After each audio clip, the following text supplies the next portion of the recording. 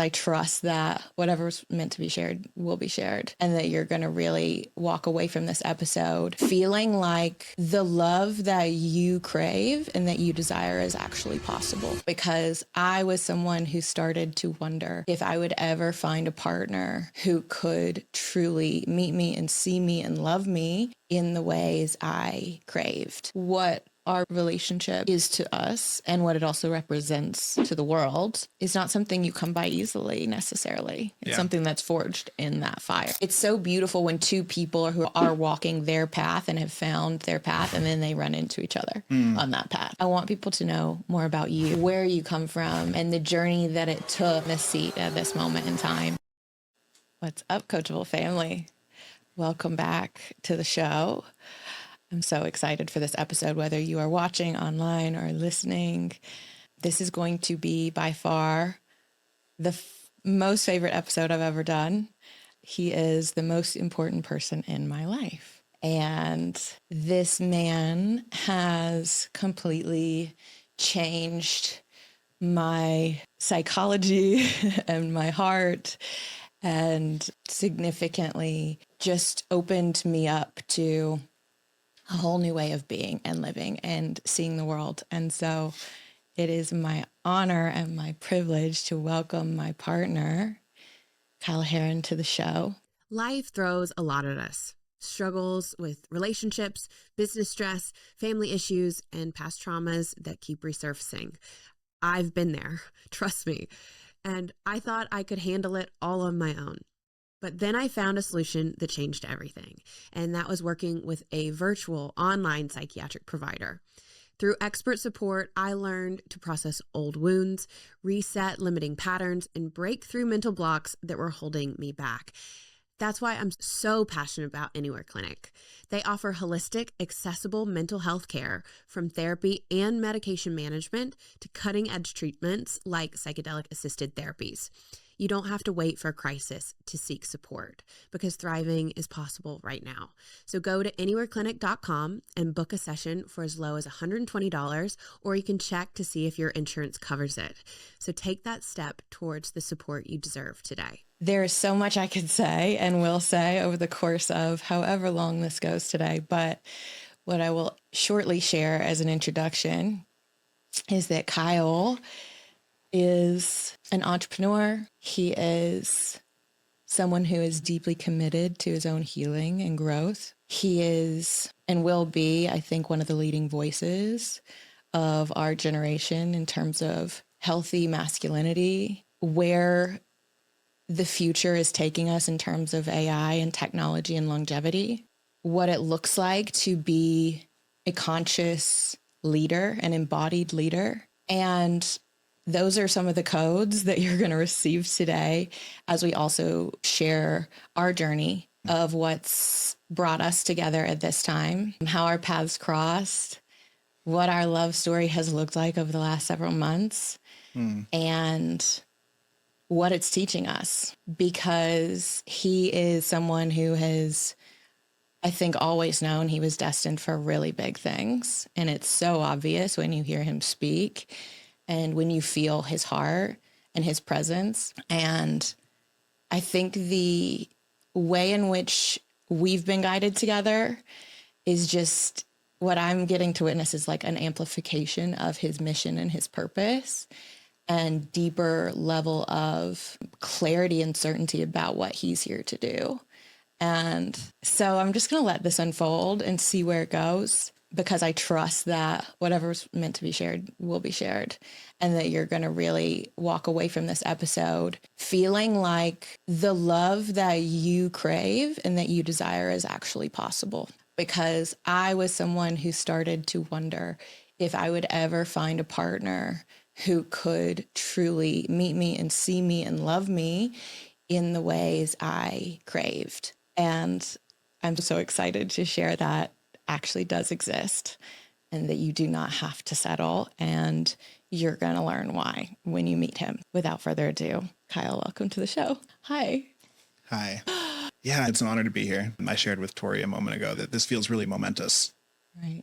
It feels something that's been waiting to come forward for us, because I think we both know that there's something that wants to come through. There's something that wants to come through me. There's something that is coming through you. Like it's this collective desire and action that we're taking right now in our life.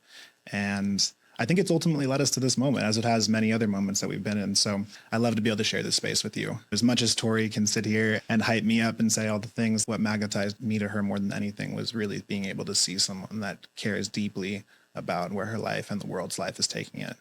And that connection to humanity is big for me personally, because when I think about the world and I think about life right now, the biggest shift for me has been starting to see us as this connected species.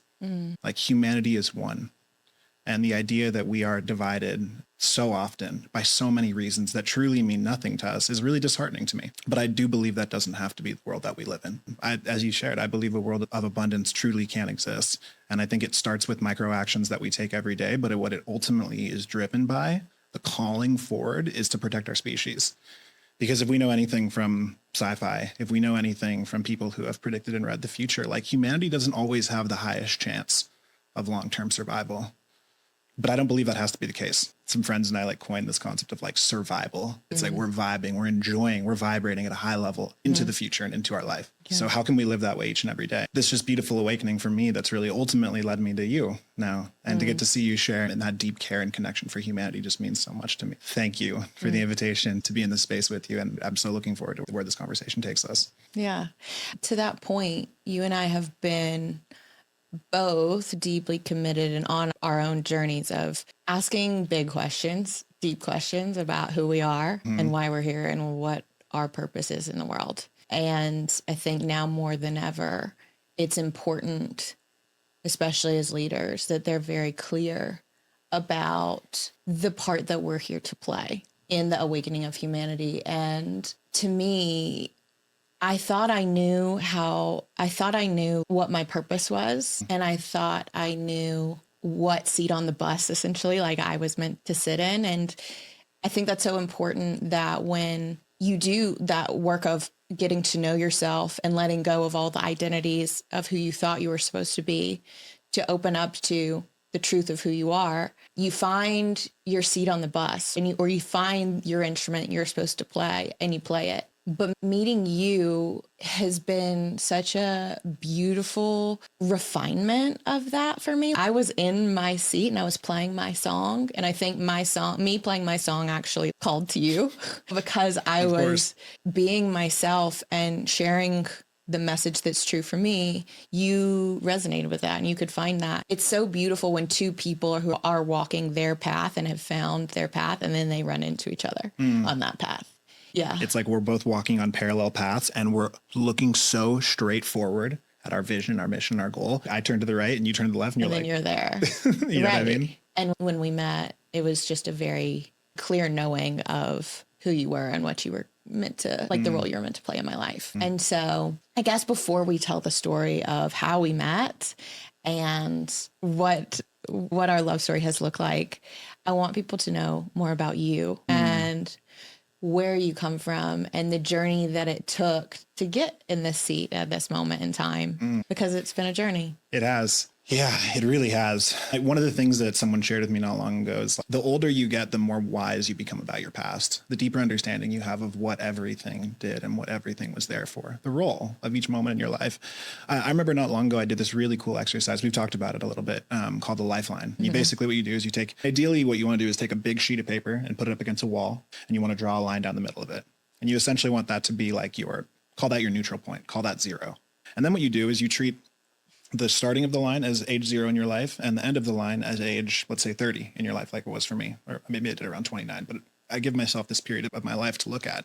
And basically what I do is I look at it on a chronological scale and I plot all of the key moments in my life. You'll put many above the 0 that you felt were really positively impactful, and you'll put many below that were feeling more challenging. It's not negative, but they're feeling more challenging. They're moments that pressed you, moments you pivoted, moments you changed.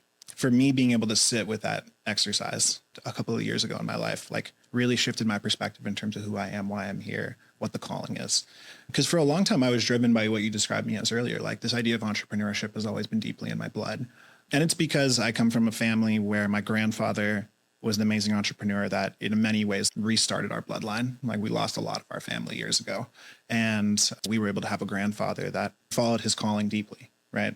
And he gave us a reason to really believe that entrepreneurship is the thing that has the ability to solve some of our biggest and most grandest problems. But the expansion for me beyond that as being like the thing that identified me was being able to sit with that lifeline activity and really look at my life holistically and realize that while these ideas of like business building and creation have been so incredibly important in my life, I think the underlying things when I look back to when I was younger were just this idea of just like truly having fun. What does it mean to live a life that's fueled by fun? What does it mean to live a life that's fueled by love? But to bring it back to basics, I grew up in Southern California. Like I said, I have an amazing family, really amazing. My parents did the most exceptional job in terms of helping to raise myself. And I have 2 younger brothers in a way that made us feel deeply empowered. We never felt like there was anything that we couldn't do. And having that perspective on life as a child actually gives you just a deep seat of confidence. It's crippling at times because sometimes you feel like, for me, there were high expectations. Like I was being set up to do anything I wanted. And so therefore my standard for myself was I can do anything.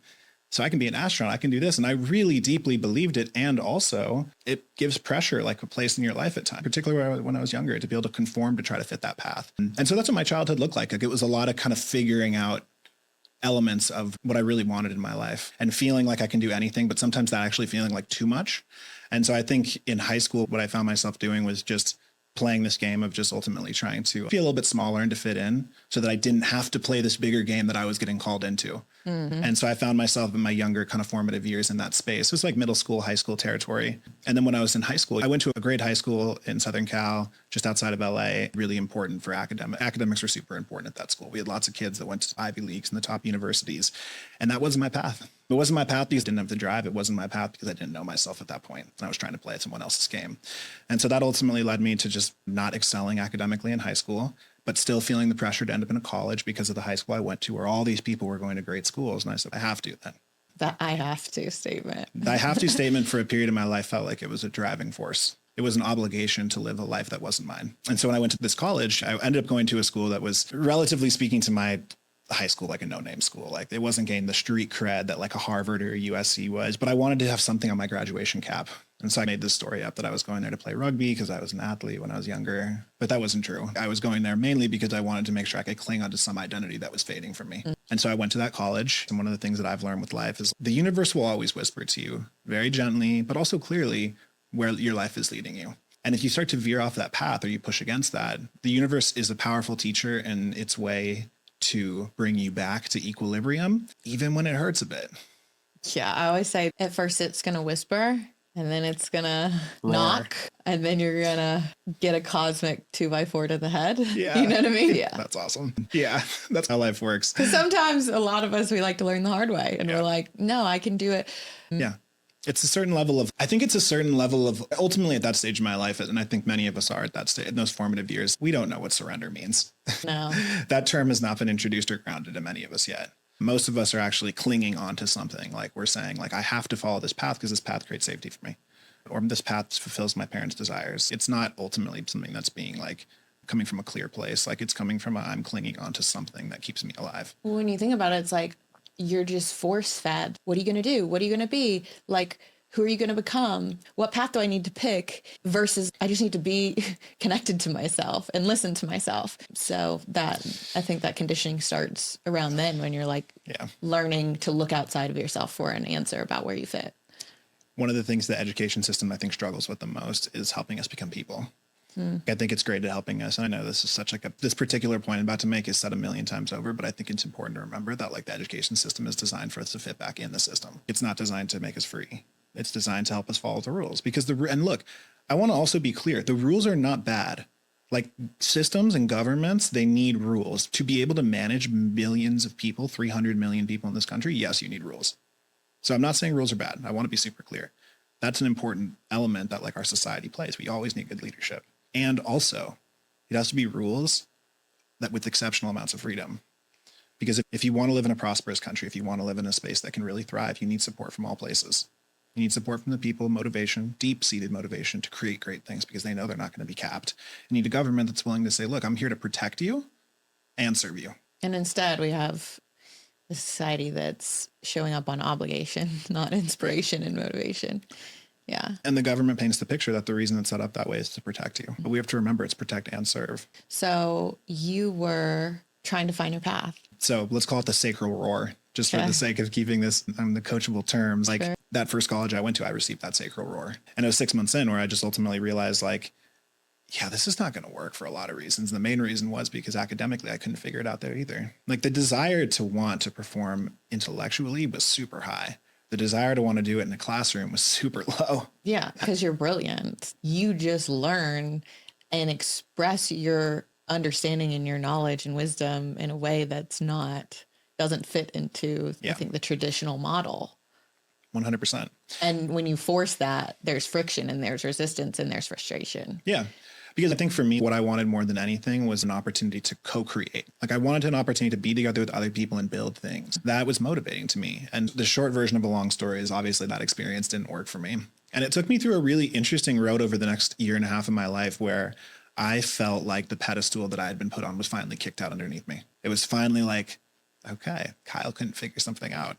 Coming back into that next season of my life, I was feeling a lot of shame because I'd projected myself as being a certain way and I didn't live up to the expectations that I set out to the world for myself. And so it was really disruptive. Like a fall from grace of Right. you are this, you are. When I met you, and I still feel this way, like you're the best person I know. But I can imagine when there's that pressure of I have to be the best at everything. And then feeling like you're failing in a certain area. It's like, oh, I'm not who I thought I was, or I'm not who I am supposed to be. That's so disruptive and destabilizing to the identity that you've developed of yourself. The ego is what the heck? Because I remember what that used to feel like, to feel out of alignment like that. And I think it's interesting, like when you have this projection onto the world of who you are, when it's not you, and that projection gets shattered, you sometimes realize that you don't actually know who you are either. And coming back into that stage of my life, I was looking for the calling. Like I was really tapped in because I was back at home.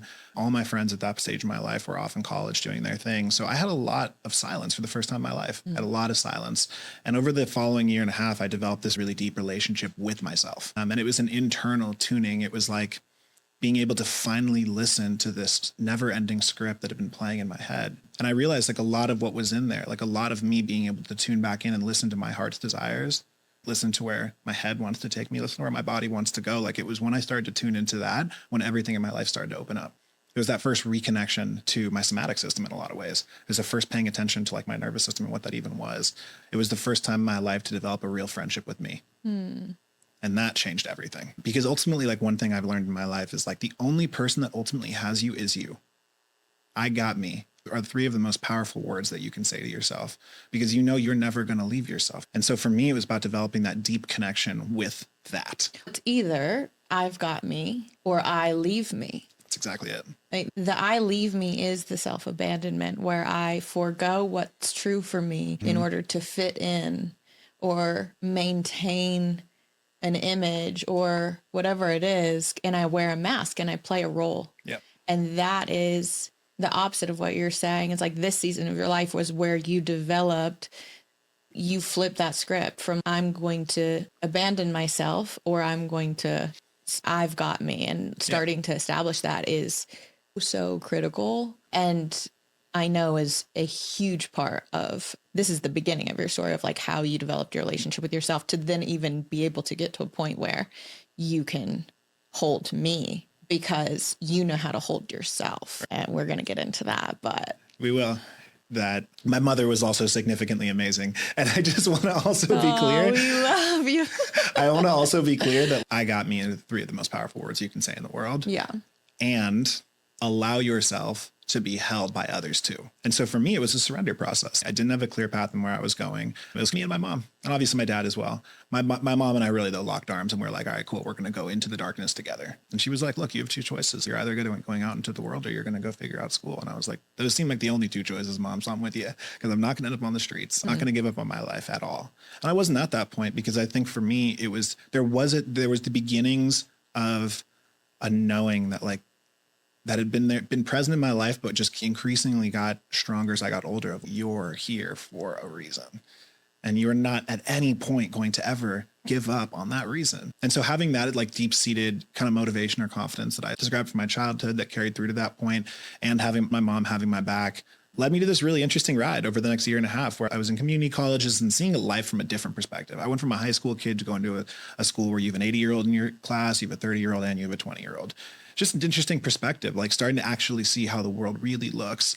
Most importantly for me during that time was starting to develop a really deep connection with music. So it's those three elements in my life. It was like this kind of kick of the pedestal, being in this really diverse environment and discovering a love that hadn't been present in a little while. I always knew music was important, but I never really understood the deep connection that I could have with it. It was just something that was played in the background. I enjoyed and I danced to. I think for me, there was a big question that was asked. My dad came to me when I was in that season of my life, and he was witnessing everything going and feeling in this strange community college environment, and friends are gone and all the things. And he was like, "What do you like?" And I was like, "I like music." Right? I've been listening to music. And he's like, "Why not just do the thing that you love?" And that led me down a really interesting path where this door of entrepreneurship just started to open.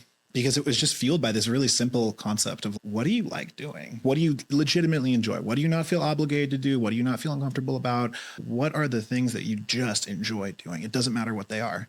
And to me, that is the seed of every great business, of every great idea, of every great solution that's ever been brought in the world. It starts with desire. It starts with some level of desire. And so that desire formed in me during this period of my life. And that combined with the door of entrepreneurship opening led me down a really wonderful path where I finished out the community college journey, had some fun victories along the way, got this early stage concept that I wanted to communicate music to the world in some way, and then ended up transferring to a different university, and life started to shift and started to really get the accelerator put on it while I was there. And there were two things that were really present during that time in my life that helped to form who I am, which is there was music that was really alive for me. And then there was also this reintroduction to a childhood passion of technology, right? And when I was younger, I used to always play with computers. And the minute my mom brought up home her Windows 98, I was on it.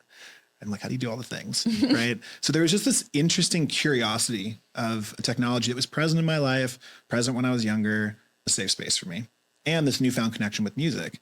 So these both became really present in my life, ultimately led me to the first starting what I really consider to be like my first business, which was a company called Beats for Better. Started it, it's amazing to think, like probably close to 10 years ago. And this was after starting to get really connected to the music industry and really starting to feel the concert experience and feeling my interrelationship with music. And I was like, I'll never forget, I was at a Coachella and I was dead center in the crowd. And I'm like witnessing this, just what felt like church. Like it was so incredibly beautiful. And I was like, I want to create this. And so that led me down this incredible journey with my dear friend Dre of starting this business, Beats for Better. That was a concert production company that wanted to be a lot more. It was a young business, two guys just trying to figure out, but got to throw these incredible shows throughout Los Angeles and never forget the ones that mattered to me the most, which were these ones where I got to put young, undiscovered talent on stages and give them an opportunity to perform. And even if it's in front of 15 or 20 people, like that gift of being able to give someone the platform for their dreams is so magical for me. And as I had mentioned, there was this kind of re-interest in technology that was forming during this time in my life. And that led me to connect with some fascinating guys that I went to college with who were all deeply intrigued by this idea of Silicon Valley and technology and startups and blitz scaling and these concepts of just, what if you could just build $100 million company in 3 years? Which ironically, in the next 10 years, that will seem like nothing. But back then, it really felt like that is real. We were watching guys like Evan Spiegel from Snapchat who would have these like crazy 9-figure growths in like under a year, 2 years on yachts, hanging out with celebrities, all the things. I'm like, as a college student with Drive, that's like really pretty interesting. So I think a lot of young founders get trapped in this idea of what is the end state and how fast am I going to get there? And the misperception is that you're going to sprint there and you're going to have the yacht in a year. Newsflash, cut to the end of the story. That's not how it works. But I got really intrigued by this world of tech, and that led me to partnering with a couple of guys when I was in college. And ultimately, we were bouncing around with a lot of different businesses, but we landed on one called CO. And the concept behind CO was to help start up. And so I got to work with early stage entrepreneurs, much in the same way that I was working with early stage artists in the music industry. And I started to realize that the thing that I desired the most was to inspire independence, innovation, and entrepreneurship during that season of my life. Because I was so captivated by this idea of entrepreneurship, seeded from when I was younger, but really started to see it manifest in my early 20s and got to build a business in a space that was all connected to the startup ecosystem. I got to spend time with funds and VCs and angels and young founders and old founders and accelerators and all different people that just wanted to birth a dream into the world. And it was so beautiful. And it was one of my favorite ventures that I've had the opportunity to be a part of because it was so meaningful. But we were young. We were still trying to figure out a lot of what it means to run a real business. And inevitably what ended up happening is after being there for a couple of years, I decided it was time for the next chapter of my life. And ended up transitioning and really just going into the void for a bit. When you're deep in the development of an early stage business and you're trying to go like the hyperscale, do all the things at once, the one thing that we tend to deprioritize is ourselves. And for me, I was deprioritizing myself deeply. Everything was put above me. And it wasn't until later in my life that I realized that that idea of choosing yourself and picking yourself is one of the most powerful things you can do. But obviously at that point, I didn't know that. So this end of this journey with CO, the end of the journey with CO completes, and I'm now in a place in my life where I'm in the void, trying to call in what's to come, but also still feeling like a lot of the kind of like startup fatigue on me. And I was like, I don't know if I can go back and do that.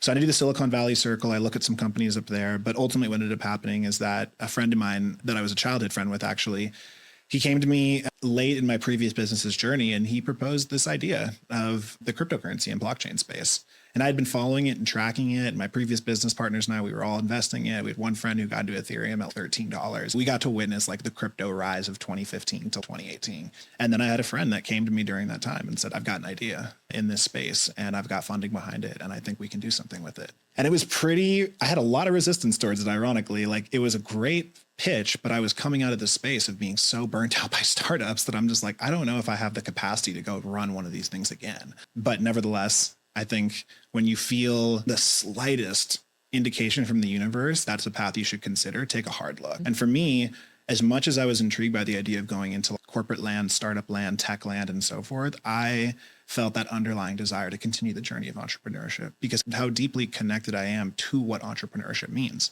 So that then took me into building my second venture, which was in the cryptocurrency space. It was a cryptocurrency mining company. The function of what we did wasn't inspiring to me, but the purpose was pretty incredible. We were building the Bitcoin network. And putting computers into racks and plugging them into internet and power, like it's not the most enthralling thing in the world, but knowing that we're powering the future of decentralized finance and how essential decentralized finance is to a world in which we are free made me feel the motivation to run that business for over 5 years with my partner. And we did great things. The first opportunity for me to be on the front lines of building a real, legit big business with 80 employees and 8 figures of revenue and like all the essential elements of a big business. And it went from 2 guys basically in a garage to this big company over the course of the first about 3.5 years. Because during our time, we faced some nasty bear markets in the crypto space, but we were also a part of some of the biggest bull runs. And so our business got to participate in that upside. And when the crypto space, you can 10x your revenue in a year if you're in the market at the right time easily as a service provider in that space. And we were a small business, but we got to experience everything that I thought I wanted, which was building a real business and making real money and having the nice car and all the things. Like I got to play that game for a bit. And similar to my time when I was in college, I've had a couple of these moments during my life that we'll call it the sacral roar, or in your case, the cosmic 2x4.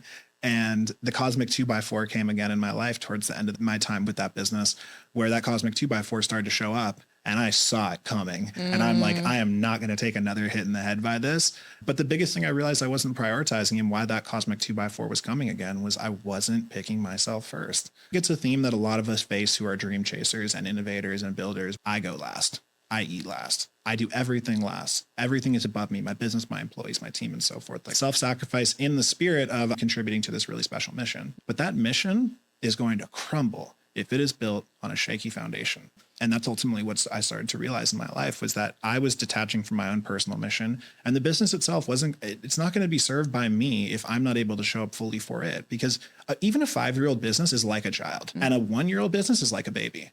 Like they take a lot of nurturing and a lot of love and a lot of time. If you just leave your baby at home, you're going to come back and your baby is not going to be with us.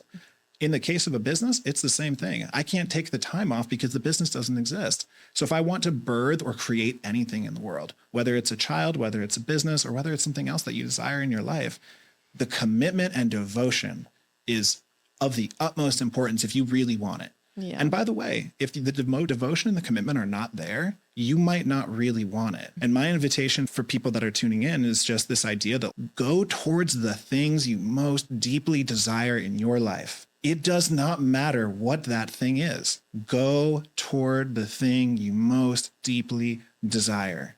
Yeah. That will lead you to your truth. And I think the first thing that comes to my head when I say that is people saying, what about people who are in spaces where they're feeling like their desires are their vices? There's always something for us to be learned. We are always being drawn to things for certain reasons. And so for me, I just knew that tuning into that internal compass, tuning into to really feeling deeply aligned and drawn to something was the only choice I had at that point in my life. And that led me saying goodbye to a business that I had built from essentially nothing to something that I thought was meaningful. Because you eventually get to the point where you're like, if I don't pursue this, I'm betraying myself. That's exactly what you get to. That's And exactly that what you get to. there comes a time when you have to make a conscious decision. I'm going to, again, leave myself or betray myself, or I'm going to do the thing that I know I'm being called to do. And that goes against a lot of our conditioning and our programming It does. of what is safe, but it's necessary. I obviously relate to that story because I've done the same thing. I would almost describe it in some ways like instinct and intuition, where my instinct is designed to protect me. Yeah. And so my instinct tells me, like, go towards the safe thing, go towards the thing that I know and recognize. Anything that I don't quite recognize is a threat. Do what's predictable. And unfortunately, in a lot of ways, our primal body is raised that way. Yeah, You take us a couple generations back, pre-human, like as apes, what are we focused on doing? We're focused on surviving. And so your instinct will guide you to survive, and it's going to guide you towards your physical survival. But Not your highest potential. let me propose a concept in which we can live our life, is particularly for those who have the blessing to listen to this podcast, particularly for those who have the ability to be present with us right now. You are safe. You are safe in your desires and your dreams and your guidance. Trust your internal compass. It will lead you to where you are supposed to go. Fall off that horse and you're going to inevitably continue to face the same challenges you've experienced time and time over again. Because that's the dark night of the soul. 100%. That's what that is. Purgatory.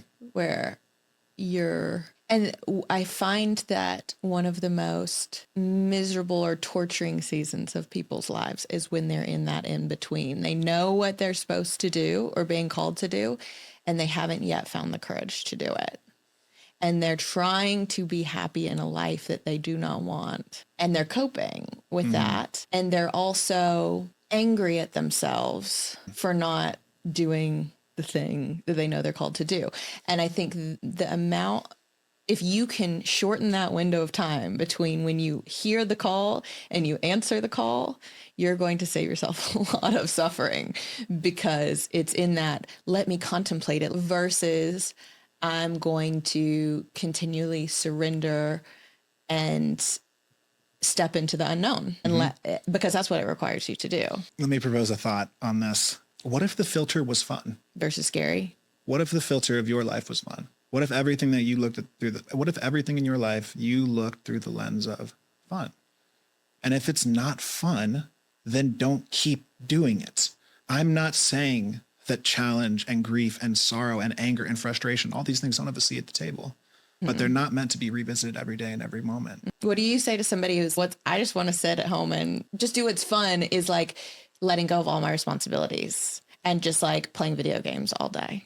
So I love that question. That same concept actually sparked the entire streaming industry. That concept sparked the entire streaming industry, which is now a multi-billion-dollar empire with people who have more influence than major newscasters who are just sitting at their computer playing video games all day long. So the interesting thought here is, what if it can all be fun? What if your desires or what is fun to you is wise? Is wise? What do you mean by is wise? Meaning follow it, even if, because a lot of people would be like, that's a waste. You're wasting your life by doing that. But it's still, from that, there's all this innovation on all of this stuff that can be birthed out of somebody doing that all day long. Absolutely. And that being fun for them.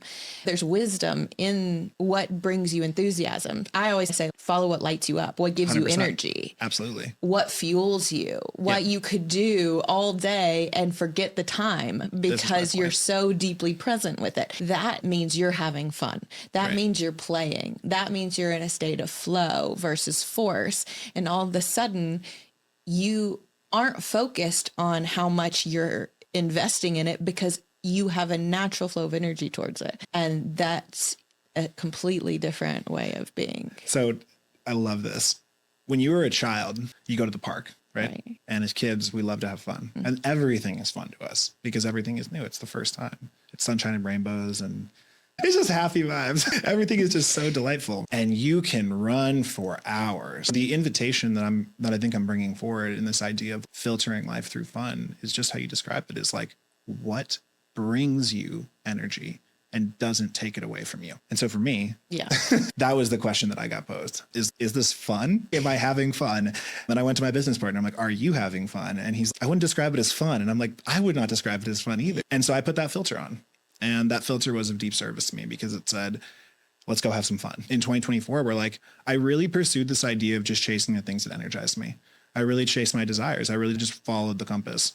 And that compass took me to some amazing places. It took me to the first burn where I met Tori, which is pretty incredible in 2023. It took me into Yosemite on a long backpacking trip. It took me to my middle brother getting married, which was incredible. And then it took me to living on the big island of Hawaii, which many would describe as the highest risk move I've made in my life, because I think a lot of people saw me take risk with business, but that had like calculations behind it.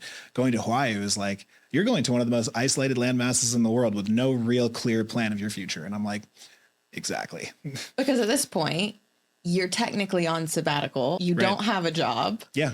And you're just like, I'm just going to take some time off and be with myself. I was just simply going to chase my desires. I was going to do the things that fueled me. And I think you bring a good point up earlier too, which is this idea of what about the desires that may appear on the surface or may actually be not of service to you? Because that's the conversation around just like pursue pleasure at all costs. And my Which question can- to you, if you really come to the root of that, is that really what you desire? Or is that a coping mechanism for... Why do you need that so much? That it's present over all of your hopes and dreams, that it's present over the person you know you can be. Do you really desire that? Like, that would be the question that I would ask. Because there's a difference between a desire that helps you connect with yourself and a desire that helps you escape yourself. Disassociate from yourself. And so my question is, are you really fueled by the desire for that thing? Or is there something else? Is it a coping? Is it an addiction? It's not for me to decide, but that's for you to feel For into. sure. And again, for me, like, I wanted to chase the things. I wanted to chase the desires that I knew were of service to me. I wanted to lean into where the universe was leading me. But I'll never forget, in November of 2023, celebrated my birthday in Kona before moving to Kona, and a dear friend of mine and his mom, who's also a dear friend of mine, Diane and Drew, came to me and they said, both in separate instances, they introduced this idea of surrender into my life. And I think in a lot of ways, like when I talk about this idea of following the desires that are of service to you, like they will come when you most surrender to your life, because the universe will guide you. You don't really have to do that much. Just be in deep connection with yourself. Even this idea of be yourself is one of the most powerful things I've ever heard. And I always felt that it was so cliche when I was younger. And then I really sat with it and I'm like, yes. I think that is every one of us, that's your God-given assignment. If that's your only job, I really feel that throughout my life, that's what I've landed on. Like my job, my assignment, my role here is to be me because this is who I came here as. And it's so simple, but and I think we get so caught up on what you were saying, having Drew and Diane introduce surrender to you. That's the opposite of trying to figure it out. Exactly. And so many people, myself included, have spent so much of my life trying to figure out what I'm supposed to do or how to do it right, or what's the next thing so that I can become the version of myself that I need to become. And surrender offers this opportunity to let go of our attachment to a result and to allow and be with what is right now. And it's actually from that place that something reveals itself. Yes. It's actually from this moment that something is created new that isn't coming from force. Yeah. Yeah. So one piece I want to make sure I think that we add to this, and I want to make sure that it's understood that it's not something that we are denying as a truth. So surrender and aligned action. Totally. I feel like oftentimes what happens in this conversation around surrender is that the next question I typically get asked is, so I just don't do anything? And I'm like, Another way to say this is just let go and let God. That's what my 16-year-old self would have said. 100%. I think there's still people saying that. Oh, yeah. But where it's, I just get to check out and I don't have to do anything and God's just going to make it all. Right. Here's one way to think about it is there's a river of life that flows. You have three choices. One, don't move at all. Good luck. But you can try. Some people try really hard. Two is to swim upstream. That sounds exhausting. Or three is to swim downstream. And if you've ever swam downstream in a river before, you know that is an easeful, gentle, and beautiful journey. So force, not flow. It's like, No, flow, not force. So flow, not force. Thank you for that. In that the river will carry you, but I'm still swimming down it.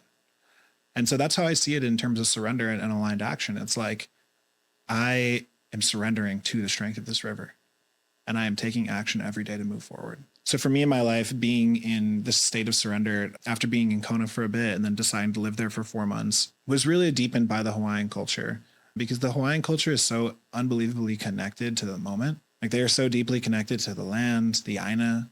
They look you so deeply in the eyes. And some people have heard this described as what island time is. And that is exactly what island time is. It is, I am so deeply present in this moment right now that I might be late to the next thing.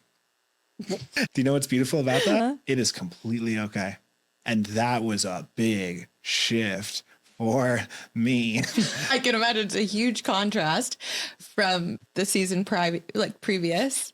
And I'm laughing because Kyle is notorious for being on island time. Like, he moves at the speed of the moment. It's beautiful. The speed of the moment is so beautiful.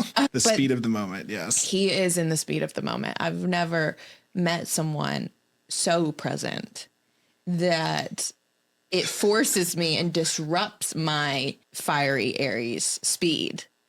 And I'm laughing because, that's, I think, something you learned there in that season of life and that you've carried with. Oh, there's a lot to explore here. Because we are going to get to our story. Of course we are. And learning how to be with someone that is more about just the speed, not because you're I wouldn't say you're like a fast person, but you're not a slow person either. I would say at times I'm a slow person. You linger. I linger. I move at the speed of the moment when I choose to. And some of that always been present in my life. Did living on island time for a bit, definitely deeply present that further. Absolutely. Here's the difference is that when you live in Hawaii, like, that's very much expected. When you come back to the US, it doesn't work that way anymore. Yeah. So it's a shift. But nonetheless, the time in Hawaii was really special to me. And just a moment to, like, it almost felt like a returning to the earth. Like, I got to spend most of my weeks in the ocean or with my feet in the dirt or up on a mountain or helping people pick invasive shrubs out of a nature preserve. Like, it was just so freaking nourishing. And ironically, during that time, I was in a creation portal of desiring to bring something forward, but it just didn't want to come through. I was like, you're in Hawaii, be present with Hawaii. And that was hard for me because I was pushing there to try to create something that would either keep me on island or would take me off island. If I was going to be living on island, the interesting thing about living in Hawaii, and this is a deeper and longer conversation, but you don't go to a place like Hawaii and just immediately try to create or build. It's about connectedness with the culture first and foremost. And when people move into these islands and are like, I'm going to build these big businesses and I'm going to do all these things, it's really disruptive to the natives. It's really disruptive to the Hawaiians.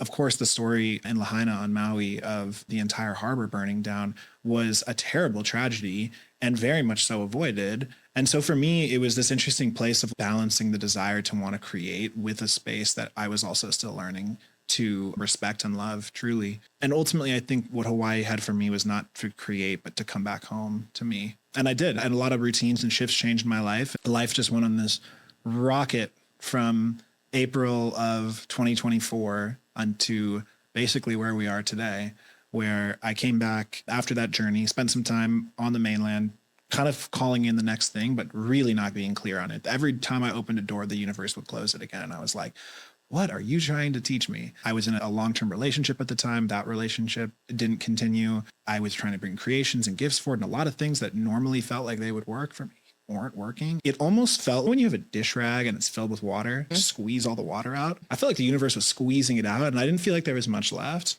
and it kept squeezing. It's a purification process. For sure. It's a cleaning process, because as soon as you just said when you're in Hawaii, there was like something wanted to come through me, but it just wasn't coming through. It's like there's something in the way. Your channel is clogged. And this was the purification of cleaning out what needed to be released so the thing can come through 100%. the channel. And I think for me, it just felt like a ringing out. It felt like a channel that was getting cleared. And that took me all the way up to the burn last year, which I know you've talked about the burn so much on this, but just from my perspective on it for a moment, like, it is some of the deepest medicine that exists on this planet that I have experienced. The burn will kick you hard in whatever direction you are supposed to go in. That's a great way to put it. If it wants to, and it always does. So you're not going to have a choice except to come out of that upgraded.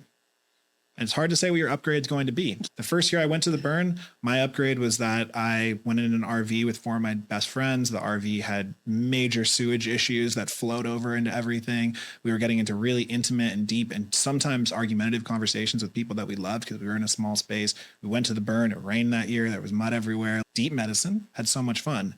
This last year, deep medicine, I wouldn't describe it as fun the whole time, but whatever it has, I knew it was for me. And so that to me felt like a cap on a year that was this clearing of the channel. It was just like the whole year I was trying to push something out, and even going to Hawaii and becoming more connected with myself and finding time with family back in the States and trying to open all these doors career-wise, entrepreneurial-wise. Just none of it was ready to come through. And then I went to the burn.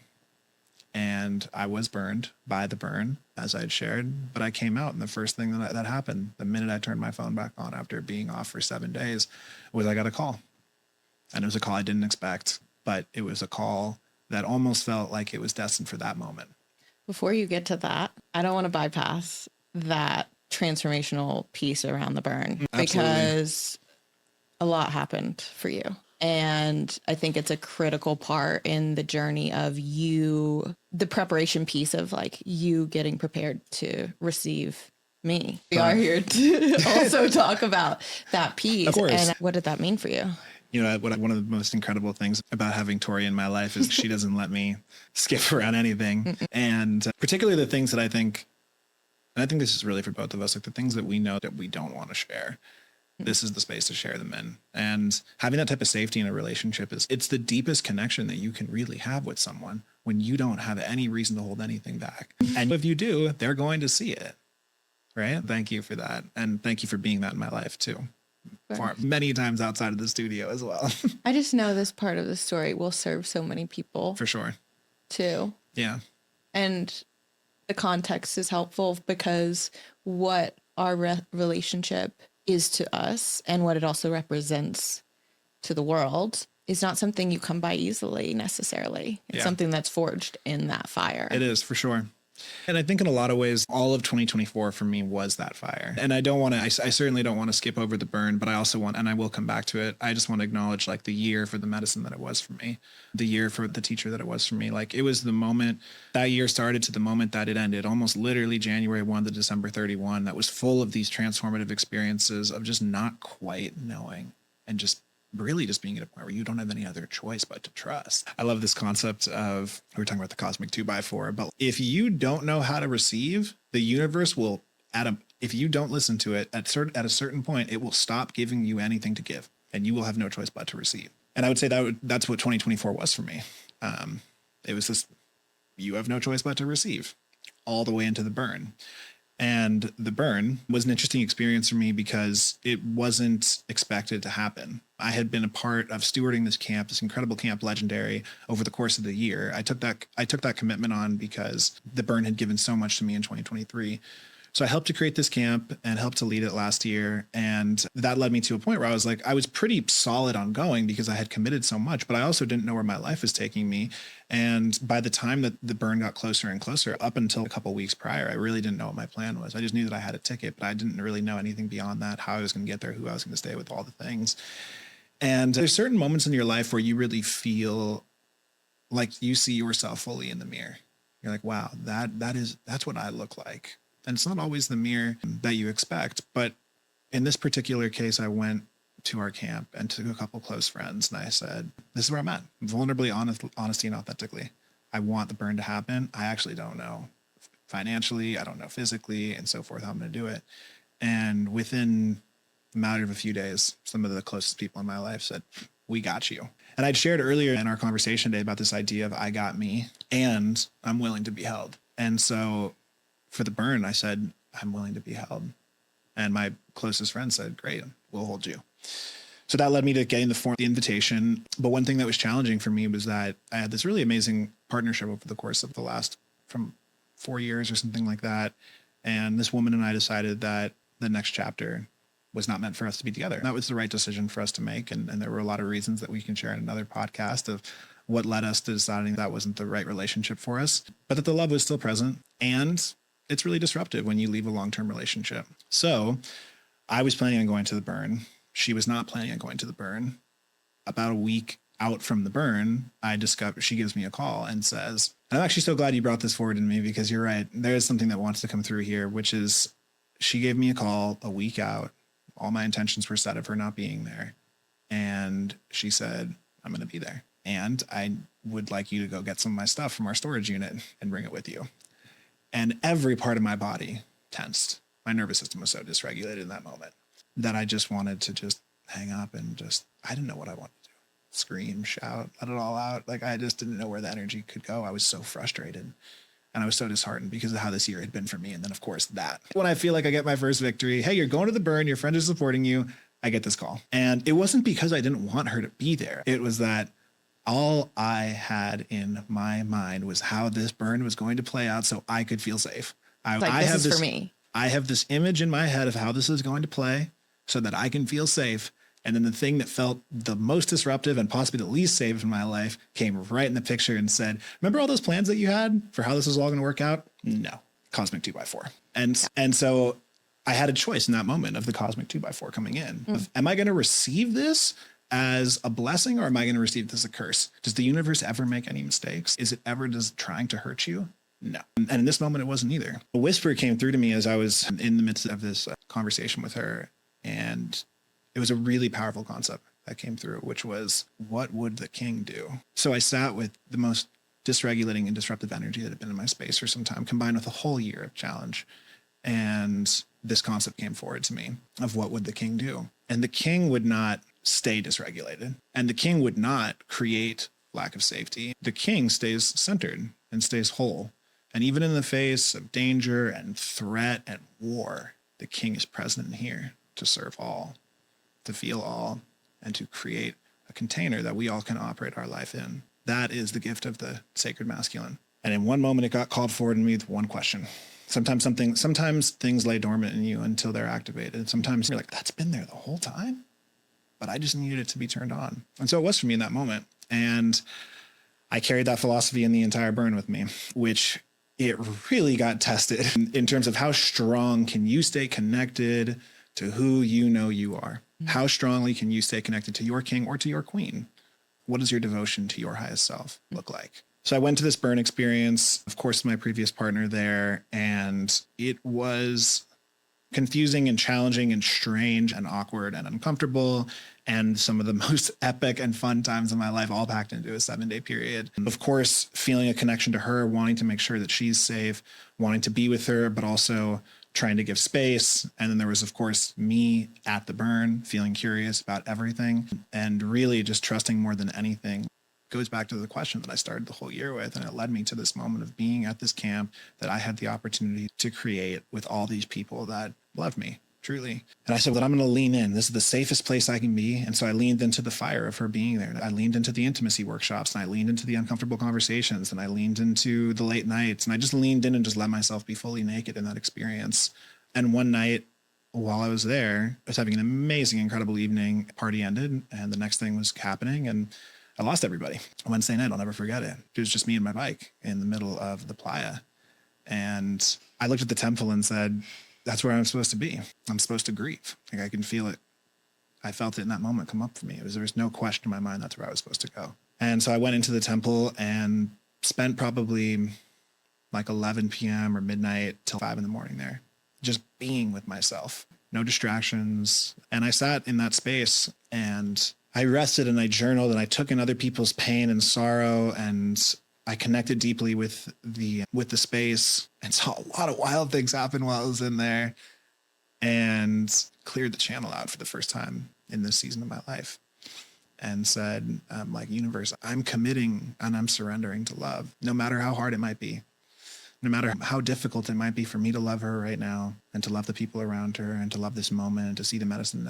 I will lead with love. I will surrender to love. And of course, as the story goes, I came out of the temple that night, and the next night and the following night, I just had absolutely incredible experiences and deep playa and seeing Rufus play at 5 a.m. And there was just a lot of joy.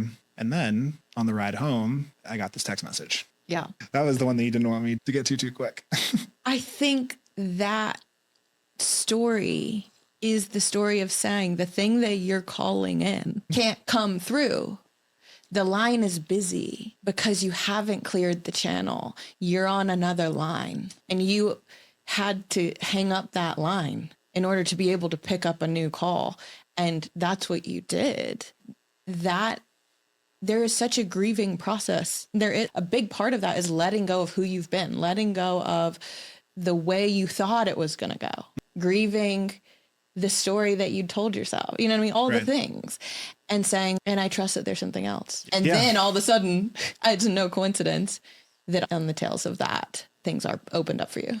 And it's like the universe wants you to win. Like the universe is conspiring in your favor for you to win. It's your choice whether you're going to win, though, ultimately. Like the universe is conspiring, but you have to be willing to receive it. You have to open yourself up to it, and you have to surrender to it. That's why if you talk to a lot of people who have achieved significant levels of wealth, they always say the first million is the hardest. The next 10 million are a lot easier. And from 10 to 100, it gets even easier. And the reason that's the case is because you open yourself up to the frequency of abundance. You surrender yourself to love. You surrender, you clear your channel. You just say, I'm surrendered. And then all of a sudden the universe is, and yes, I recognize there's a lot of other reasons why money multiplies that quickly, but at its core, if you really listen to someone who's achieved great levels of financial success, they talk about being tuned into a frequency of abundance. Yeah.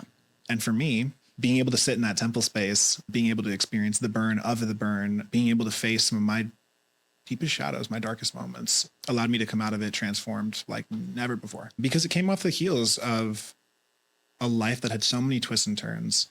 I should say that about 6 years prior to that text message coming through, I really started to open myself up and commit myself to the divine and to spirit.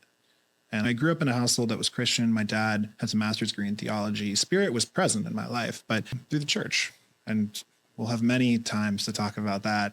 But for today's episode, I think we can all understand what that implies. It's a system. It's not a connection. It's not a direct connection to source. It's a filtered connection at most. And I wanted the real deal. But it wasn't until I was in my early 20s where I had a great friend that introduced that idea in my life, being connected with the divine, dropping in with breathwork, doing sound healing. And that was present. And I was on that journey for years and meditating and trying all the things, but getting introduced to this world of Legendary, which is this community that we're both a part of, and getting introduced to the burn in 23 and getting introduced to the pain and the grief and the sorrow and the sadness that 2024 brought, then led me up to that moment of that text message. Because life wants you to experience all of it before it gives you everything. So whatever it is that life gives you, receive it with open arms and receive all of it. Even in our grief, we are grateful. And life gave me all of it over 2023 and 2024.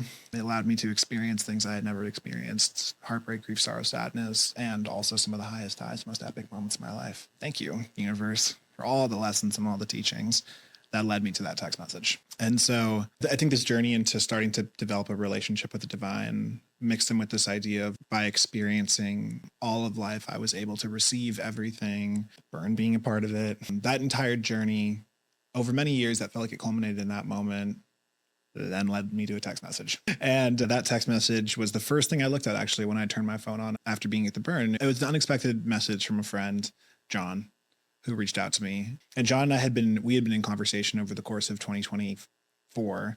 I got to know his partner when I was living in Hawaii. He was living on the mainland. Really interesting guy. He's one of the OGs at Summit Series. So he was like on their founding team and did Summit Powder Mountain and a lot of really cool stuff. When I connected with John, or connected with his partner, Merritt, who ultimately connected me with him, she had told me that he was a part of this organization called Abundance 360. And I didn't know what it was, but I was intrigued by the name alone. And of course, I look it up and I discovered that it's Peter Diamandis's year-round community in Summit. And I had been following Peter's work since I was a young entrepreneur and just getting into the tech game. I had discovered X Prize, and I had discovered, what I really discovered more than anything is like the way that he chose to dedicate his time and his life to us believing in a prosperous future. Like that was extremely admirable. And as a young entrepreneur, like knowing that you can be a part of that by pursuing entrepreneurship is really deeply motivating. So he was a big force of inspiration at an early stage of my life. And when Merritt and John introduced me to this thing called Abundance 360, and I discovered that it was Peter's year-round community in Summit, it really piqued my interest. Like it went from, this is cool, to this might be one of the coolest things I've come across ever. Like it was really incredible. One of the most unique creations that I had seen. And I will share about it. But in the spirit of keeping the story, I had started this conversation with John early in 2024. And then I had been chatting with John because he was in the process of transitioning to build his own business, Alchemy Springs in San Francisco. It's an incredible bathhouse concept. And if you're in the Bay Area, I highly recommend checking it out. John was in the process of leaving Abundance to go develop his own business. And so over the course of 2024, John and I and the team at A360 had some early stage conversations about me stepping in and doing what John was doing, which was to run the community. So of course, like I'm super excited and intrigued, but as I shared last year, it presented more moments of pause than it did doors opening. It felt like it was a pretty consistent stream of either things taking longer than I was hoping or just things not panning out the way I expected them to. And the journey with Abundance was beautiful because I got to really understand their world, what they were about, what they represent, and ultimately realize how closely aligned with it is with my mission it is. And so obviously I was favorable towards this idea of being a part of the organization and helping to grow their community, but things didn't play out the way I expected them to. And leading into the burn, I had thought that like, all right, when I come back from the burn, we're going back in the co-creation or the creation portal, and we're really going to put our foot in the accelerator. Until I got that text from John coming out of the burn and saying, let's jump on a call tomorrow. And we did. And that ultimately led over the course of the following weeks to this opening with A360. That was really everything that I was desiring. Abundance 360 is an incredible organization in that the massive transformative purpose of Peter that runs through A360 is to create a hopeful, compelling, and abundant future for humanity. I don't know how much closer that gets to what I desire to do in the world. It was almost like the words were coming out of my mouth as I was reading them on their page. And being invited into this opportunity to run their community shortly after the burn it just felt like such a significant pat on the back by the universe. It was like, you have put in your time. That's what alignment feels like. Right. And that's actually exactly what it is. You have put in your time in this process of becoming aligned. When you recognize yourself in the thing, right. in the other thing. Beautiful. Yeah. You're like, that's alignment. That's the mirror. It's showing me more of like myself. Like you were saying, yeah. I could have written these words myself. That's where it's like, green light. That it does recognize itself in it. And in the same way, let's create a life where we see all of us in everything that we do. And so with this opportunity with Abundance, I saw all of myself. I saw how deeply aligned with the mission that I was, how deeply aligned I was with how Peter chooses to make his impact and change the world, that when the opportunity and the invitation came to help to run and to grow their community and be a part of this leadership team, it was obviously a full FES for me, and began that journey on my birthday. November 4, 2024 began that journey with A360, and it's just been absolutely magical. What we get to do in terms of working with people that are creating some of the deepest and largest impact in the world, and how we see them come together with the intention more than anything to uplift our species is just beyond epic. I've had the opportunity to now run that community for some time and help to put on our big summit that we have in March of every year, which is also its own incredible adventure that we'll discuss. But I think one thing that's important to share is like in this journey with A360, the thing that started to really feel like it was coming back online in a strong way for me was safety. And I knew that the callings that I had in 2024 to step into this idea of a king, this archetype, this question of what would a king do? When I stepped into that opportunity with A360, that's what a king would do in that situation. I stepped into something where I felt like I can create great impact in alignment with my soul's purpose. And so that king archetype began, much of it was sprouted in 2024, further solidified by A360. And then in this transition time, post-burn, I transitioned to Austin and spent the first few months of this year primarily in Austin and got to take that concept of the king even further. My first few weeks in Austin, I did an amazing training called Bridge by Preston Smiles and Alexi Panos, good friends of ours. They're amazing. And they led this incredible nervous system workshop over the course of 2 weekends called Bridge. And I was still feeling dysregulated. There were a lot of good things happening in my life, but there was one thing I hadn't fully released, which was this previous partner of mine. There was still something that was making me feel dysregulated when I was around her. I had released her in terms of a partner, but there was still something about her presence that dysregulated me. And I said, I'm not going to live a life like that. I'm not going to live a life in dysregulation or fear of something that I don't understand. And so I dropped him with Preston and Alexi. And over a 5-day period, 2 weekends spread apart, I did some of the most deep somatic work I've ever done in my life and massively expanded my nervous system in terms of how I can show up for the world in the moments that feel challenging to me. And I'm so happy to say that my former partner, Alexis, I got to see her shortly after that experience at her birthday. Everything changed. And I got to show up with love and I got to hold space for her at her birthday. And since then, our relationship is actually finding a friendship. And it's important because for me, I don't want to ever feel the weight of my past dragging me away from my future. And that felt like something that needed healing. But it wasn't until in this journey of stepping into my king, there was one very clear thing to me throughout this whole experience of transitioning to Austin and expanding my nervous system and the burn and this process with Alexis and all of the different things. There's one thing that was abundantly clear. I wanted my queen. And I'll never forget, in January this year, I sat in a circle with some very close brothers of mine and we asked ourselves, like, for this year, what do we want? What is the thing? What is present with us above all? And it was so clear for me that, like, I wanted my queen and I was ready to receive her. I had been through this journey, that 2024 of breaking down and building up so potently and so powerfully. I went from feeling like the seed was buried deep in the earth to having the biggest and tallest branches. I really felt like I was ready to receive her and to hold her.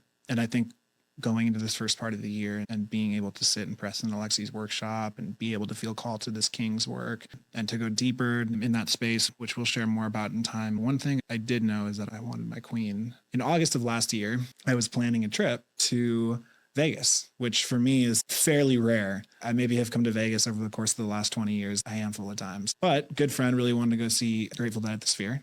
Right. And so I said, awesome, we're going to plan this trip. And we did. And this was months before I had felt that calling of I'm ready for my queen, months before. But she had already started to appear in my life right when I started to plan that trip. I knew that Tori was in Vegas. Tori and I had met on the playa in 2023 and she had been in the community, but like really she was on the edge of my awareness. Like I may have saw a few pictures of her online and seen the podcast victories and all that, but it wasn't much beyond that. And when we met in 2023, it was a pretty limited interaction. Go ahead. I can already feel it coming up. I know. Yes. Yeah, like Kyle said, we didn't have much of a connection at all that burn. But I did meet him and he was a leader of the camp. So he was very much around and always on the mic and getting people excited. And he was always in the middle of any kind of congregation that was happening.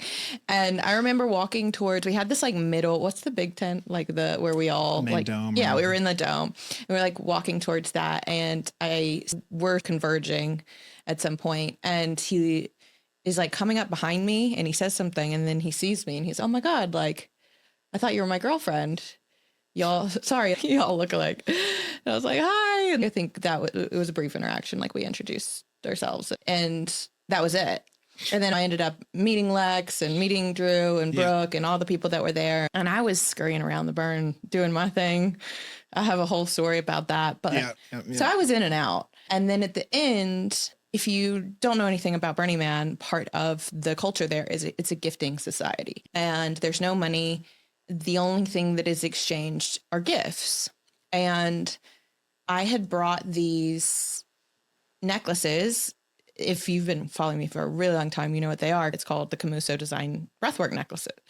And it's meant to help you regulate your nervous system. And I had brought these to give away and I didn't know who I was going to give them to, but Kyle and Lex and Brooke and Drew had really stood out to me as people that even though I hadn't spent a ton of time with them, I really admired and respected their leadership and the way they showed up and the way they made just their presence made me feel like I was part of something because that was a community I was not a part of previously and had no relationship to anyone going into it.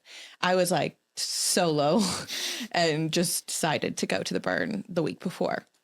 And so they'd made an impact on me enough to where I was like, I want to give them something. So I ended up giving them these breathwork necklaces. And that was literally the entire connection that we had. That was the extent of the connection in the burn. And I didn't hear from him for 2 years. And it also just, the reason I think it's important to illustrate this is because of what's now happened in the last couple months. Bringing us back to August of last year, Tori and I met briefly in 2023 and she's at the edge of the field. I'm seeing her online, those types of things. But as I was planning this trip to the Sphere in this year, last year, all of a sudden, like Tori starts to be like a little bit more present in my space. I'm like, I noticed her online today. I had never even noticed me noticing her. And then like another picture, and I think she looks really pretty. And then a month later, I see her post in one of a WhatsApp groups where I'm like, oh, yeah, Tori Gordon, right? Tori. Okay. And as the trip got closer to coming out to her home city of Vegas, the pings and the calls got stronger. Like they were no longer just me seeing her on Instagram. I'm noticing myself noticing. It was more of an internal whisper of, you're gonna be in Vegas. Why not reach out to Tori? Very casual at first. Then as the trip got a little bit closer, it was like, you should probably meet up with Tori. A little bit closer, it was like, you should meet up with Tori. And then as the trip got really close, like within 3 months, it was like, you definitely should reach out to Tori right now. So this ping and this call and this whisper from the universe, we have many perceptions on what it might be. It's just a feeling. It's just a feeling. A message through the quantum that was sent led me to reaching out to her. Because the one thing I've learned over the prior year is to surrender and you listen to the signs when they come through. You listen to the signs. And that was a very clear sign for me. So I reach out to her, I send her a message, and I was super nonchalant about it. I didn't want to impose. I didn't really even know what I was feeling. I just knew that I was basically ordered by the universe to reach out to her, and call it intuition, call it what you want. But I felt that had to happen. So I reached out to her, and very nonchalantly, I'm like, hey, Tori, I'm going to be in Vegas. Are you around? Like, it'd be great to catch up. And of course, she receives it as. It was so low key. I didn't think anything of it. I had no idea that he's thinking about me, that he's behind the scenes scheming and plotting and feeling like this pull towards me. I have no idea. It's so low key, nonchalant that he's just like, do you want to get together? I'm going to be in Vegas. And for me, I'm thinking, of course, like burner fam, of course, I want to catch up and see what you're doing in the world. I love to be around inspiring people, and you're dope. And we didn't have much of a connection, but I was like, that's cool. And I didn't think it was odd. I was just, but I did think about it several times before, because we decided to go to dinner. You'd asked me, do you want to do dinner or coffee? And I was like, we'll do dinner. To be clear, let me just share one piece on this. So I reach out to her, say, hey, are you around? She said, I am around. I'm like, and I think I said something to the effect of, cool, like, when are you free? And she was like, she gave me only times in the evening. And I'm like, do you want to grab dinner? And I think we all understand that in modern dating culture, having a coffee and having dinner are distinctly different things, because a dinner is going to be longer. There might be some wine. It's a little bit more intimate. Coffee is, I could be on the way to work. I'm just going to swing by and say hi. So Tori says dinner. Yes. And I'm like, great. And mind you, I'm in a season of my life. Yeah, this is important context. I am very much calling in my king. Yeah. Very intentionally. What's interesting about this is never once did it ever cross my mind that could potentially be him. Right. Ever, when he reaches out. I was actually like I was dating other people at the time, like going on dates and stuff. And I remember talking to Jared, one of my best friends, and saying to him like, oh, I'm going to dinner with this guy tonight, and I don't know what to make of it. But when you told me where we were going, I was like, I don't really know what this is, because he had planned this dinner at this really amazing restaurant here in Lago, Vegas. In Vegas, really nice. And so I didn't know if it was a date, and I had actually reached out to Lex. This is so funny. His ex-partner and I were one of the only connections I actually kept in touch with. And she and I would like just support each other on social media, because she's amazing. And I reached out to her and I'm like, Kyle's coming to town. Like, I'm going to meet up with him. And then I thought to myself, like, is that weird? She didn't let the time Tori. I had no idea if they were together. Yeah. I just assumed that they were, but then part of me was like, I don't know. And so I was like, I don't know if this is odd. I just want to let you know. It just felt like girl code to me. Yeah, felt like the right thing to do. I think it was, yeah. She didn't respond. And so I was like, okay, didn't really think much of it. So I go to this dinner. Yes. I show up and I dress business, so businessy. It was very like her outfit was very like business smart, like like power suit kind of vibe. Power suit, like tall heels and like whatever. It was like just a power suit vibe. Not quite power suit, but almost there. Yeah. She came in strong. She came in strong. And frankly, here's the thing. From my perspective, I deeply respect her. I've respected her prior to us meeting. So for me, I was like, this is a really impressive human. Like I admire anyone that chases and pursues their dream. I really admire people who pursue it with deep commitment, devotion, and consistency. And that's been your story for now, really your entire life, but in particular the last 5-6 years or so. Yeah. And I've witnessed that, obviously. So real recognize real. Yeah, for sure. And so when she was coming in, granted, did I know where the night was going to go? No, but I did know that I respected her. And so when she came in the pantsuit, I'm like, all right, King, come online, come online. Like here she is. Like the earth moves when this one walks on it. It really does. And it definitely did that night. That casino floor was shaking.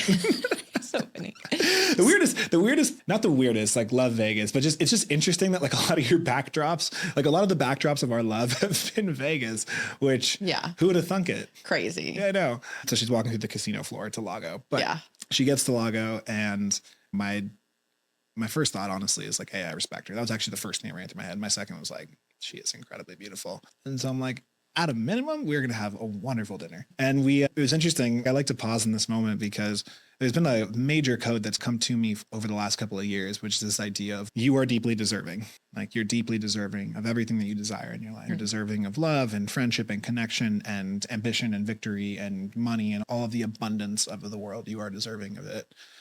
And it shows up in the micro moments. Like your connection and willingness to surrender to abundance shows up in the micro moments.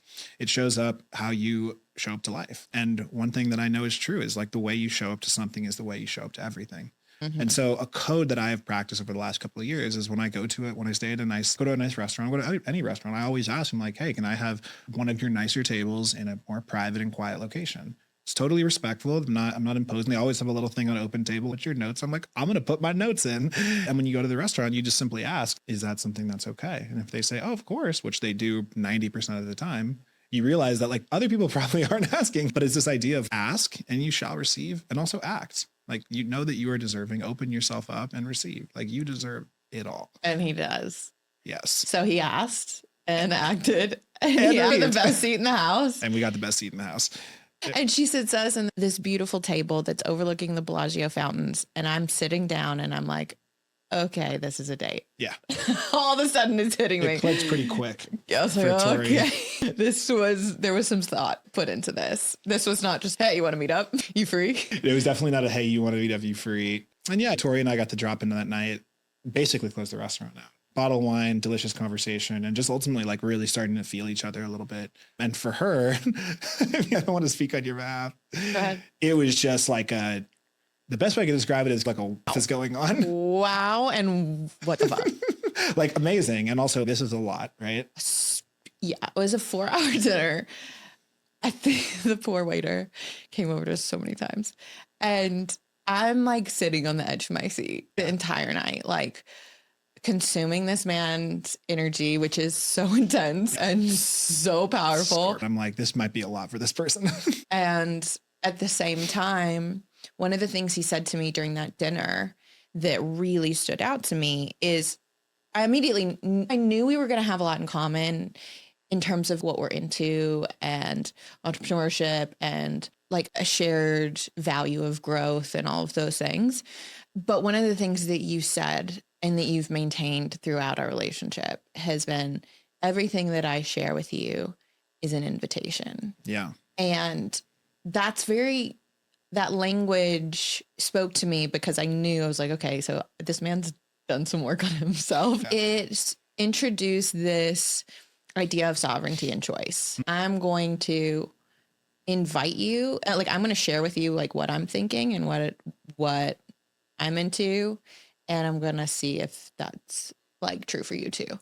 The thing that I walked away from most with that first initial dinner, which is like, I knew I was looking at someone who I really respected and admired. Those were like the first things that I saw in you. And I was like, this guy is sharp and he has his stuff together. Like, and at least on paper, you were checking all the boxes. And I was like, okay, this is the prototype of what I'm looking for. Yeah. So I was like, reference point. By the way, we sit down and he's love him to death, can be long-winded and tells like every detail of a story in the most beautiful way. We haven't figured that out already. So we're like 2 hours into the dinner and I'm like, what are you doing here? Like, why are you in Vegas? Yeah, we never got there. I was like, we just jumped into all this conversation. I'm like, I don't know, like, why are you here? Mm-hmm. And he's like, oh, I'm going to go to the show with my friends. And so I'm trying to understand the intention of this person, of like, why or what is your intention? Because obviously you've put a lot of thought into this dinner. Can I mention one piece that I think is an important piece of context? Is that show wasn't until Saturday. We're having dinner on Thursday. True. I moved my flight up to Wednesday because I wanted to make sure that I really could be ready for her. And I had no idea. I'm here for the show. Yeah. And which is true. So part of me is, okay, he's great. And like, he's leaving. That was awesome. And I don't really understand the point of that. Like, why would God you have this big dinner? Why would we do this? Why would we have this big dinner? Why would we connect? And at the end of that dinner, there was like, we didn't kiss. It was nothing like that. It was just like, that was amazing. Not that I didn't want to. But I was like, that was great. And what was that? And why is that happening? Because he's going to come here, he's going to have this thing, and he's going to leave. And maybe it was just a reference point of what's possible. That was what I was thinking. That was amazing. And that's like totally a reference point. Now I'm going to take that going forward and be like, this exists. Yeah. At least on paper. And at the end of that dinner, I love the handoff. We had a really beautiful dinner. And to Tori's point, like, I felt the same way. Like, I knew at a minimum it was going to be a great dinner. Like I said, I knew we were going to have a great conversation and we were going to have good food and the wine would be tasty. In reality, like, I think for me, I always knew it was going to be more than that. As much as I was excited just for a good dinner, there was definitely a part of me that really was feeling like you're being divinely guided to this person. That's why we even had come together that night. It was not because I was like, I'm going to see a friend in town. It was because I had a very clear message that was sent to me to see you. It's and like you've been appointed. It was like given a assignment. Right. By the way, this dinner happened on spring equinox. And right before that dinner, I'll never forget feeling the divine guidance, of course, leading into it. And then right before that dinner, being in the hotel room, and I was in the shower, and as I had shared, I listen deeply to what comes through for me. I'm always very aware of the conversation inside. And for the first time in my life, there was a whisper that came through in the shower just once as I was getting ready to go see her at this dinner, which was very simply, this might be your wife. And the reason that statement was so incredibly profound for me was because I had never heard that before. I had never heard ever a signal from my life telling me that this is really supposed to be happening on a much bigger level than you even anticipated from the divine guidance. This will be a night that will go down in your story forever, and in her story, and in his story. Going to that dinner, obviously, is a beautiful dinner, but I'd also recognize it was a lot for her. But one way to test as a man, if you're a lot for a woman, is to invite them on another date. For me, I knew that I was pretty much showing up fully as me. Like, I wasn't holding anything back. I was very transparent and true with her and showed her all of me. So I was like, there's no other way to do it. We're not going to waste time per se here. We want to know who we are. And left that dinner. And then she was like, so what are your plans? Going to the Sphere? That was 2 days. That was the next day. But I was like, yeah, but before the Sphere, I'm planning on going to a spa. Were you really? No, I really was. Okay. Genuinely was. Or was like that. No, that would have been an amazing pivot, but no, I actually was. I didn't know if you had a plan after. Yeah, I had the plan to go to the spa the next day. Okay. I'm like, I'm going to the spa. Do you want to come? It was just such a natural, that's obviously the question I'm going to ask. And again, in terms of checking the energy and trying to understand how real this really was, because my wife's going to be able to accept me for sure in all of my expression. And so she did. And then she said, sure, I'll go to the spa. And I'm like, that was such a smooth move. Like, even if it wasn't a move, like, that was the perfect second date because it was super intimate, sexy. Yeah.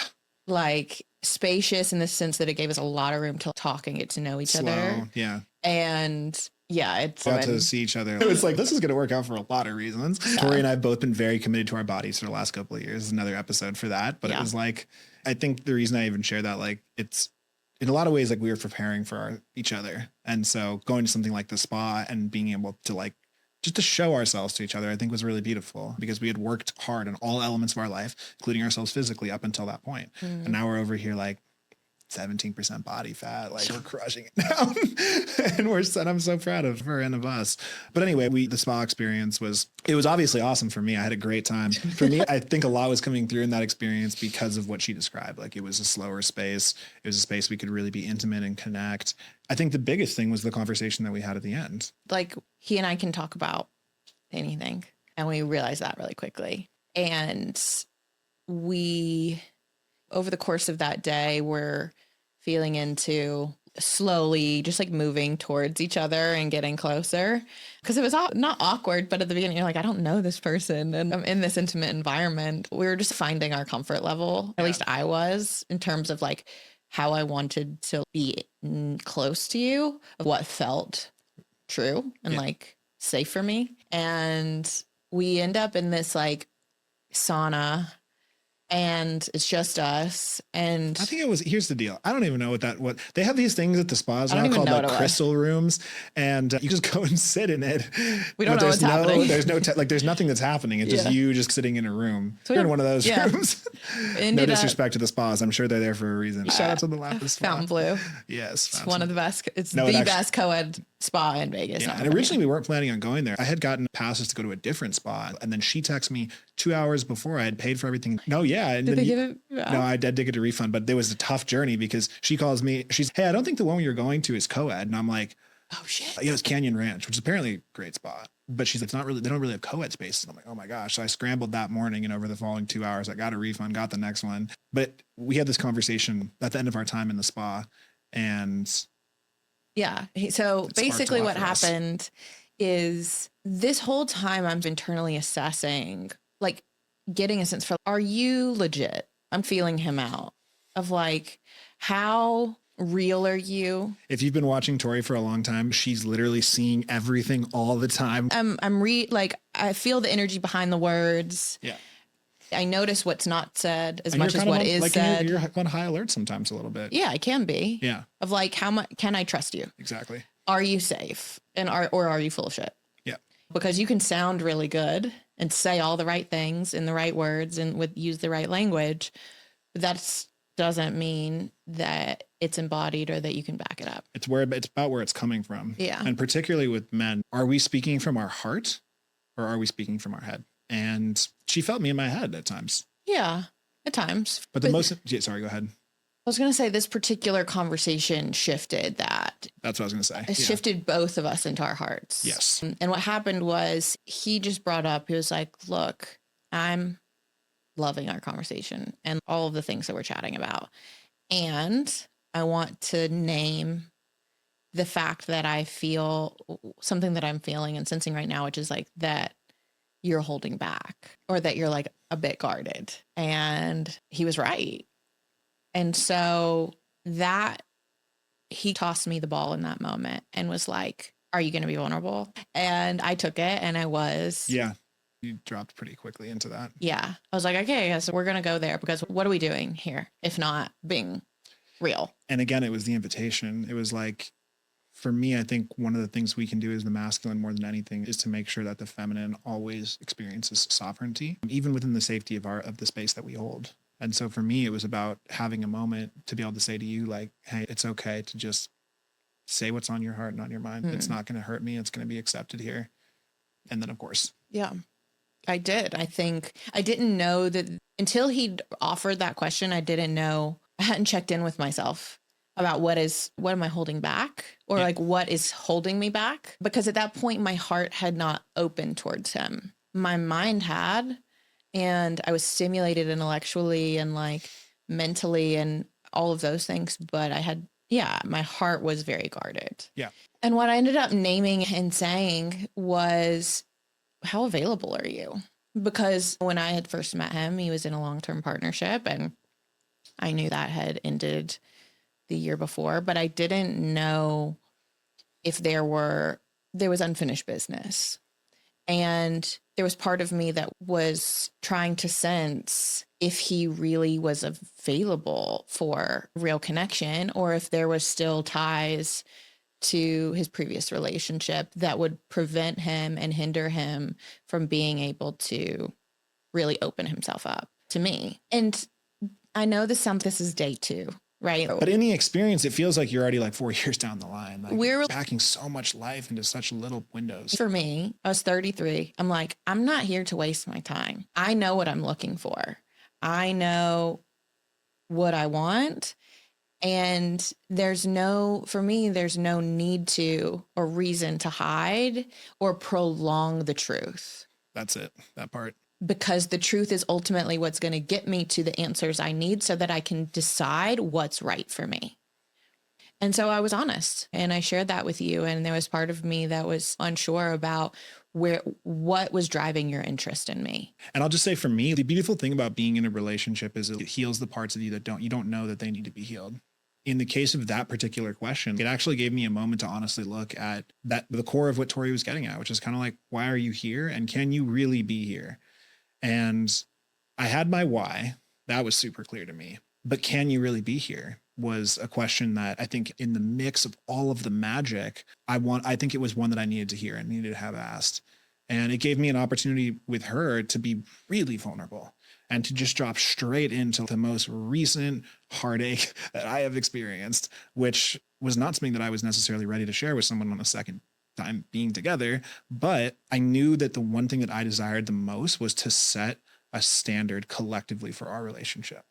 And the standard that we agreed to that day, informally, maybe unspoken, is that we're not going to not say the thing that needs to be said. We're not going to hide from the truth. We're not going to prolong the truth as you described it. We're going to be honest, real, true, vulnerable, and transparent, even as we're processing things that are messy. Because relationship is just that. It's growth.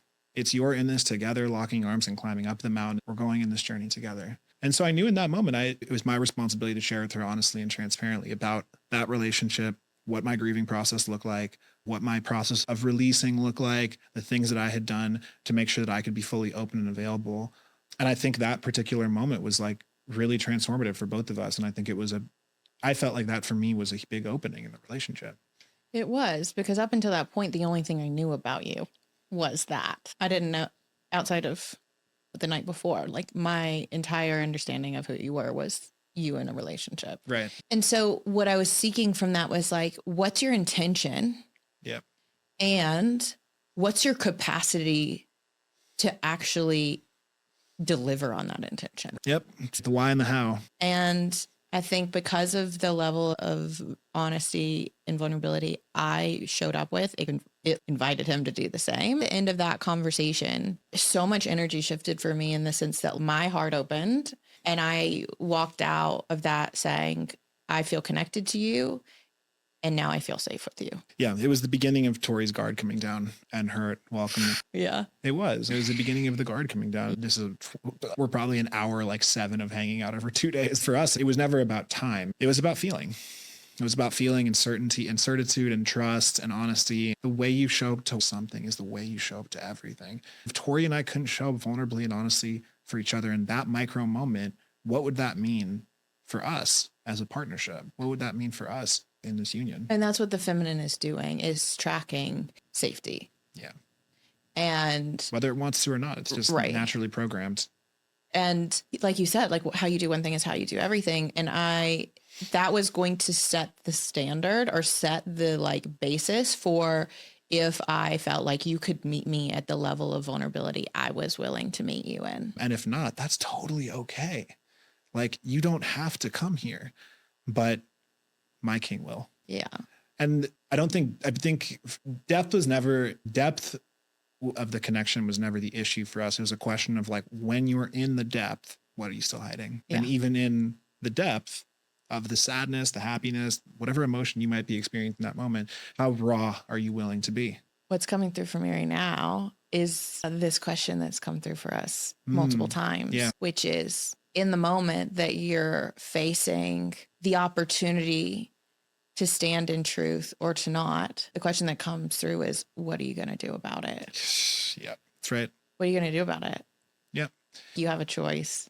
And the question that I like think about a lot too in that same context is like, at least this has been very motivating for me as a man, is like, how badly do you really want it? Like, how deeply do you desire Tori? Like, how much of a queen is she to you? There are levels to this game. And I knew and know and practice each and every day with her that I am in deep commitment and devotion to you. And so in those micro moments, even in the earliest stages, it was about showing up from that place. And so when you invited me in and said, we're going to be a little vulnerable now, this is the time. What would the king do? That's right. And the king would open his heart up. He would not crumble under his own weight, but but he'll open his heart up and he'll create space for her to be able to experience his heart together.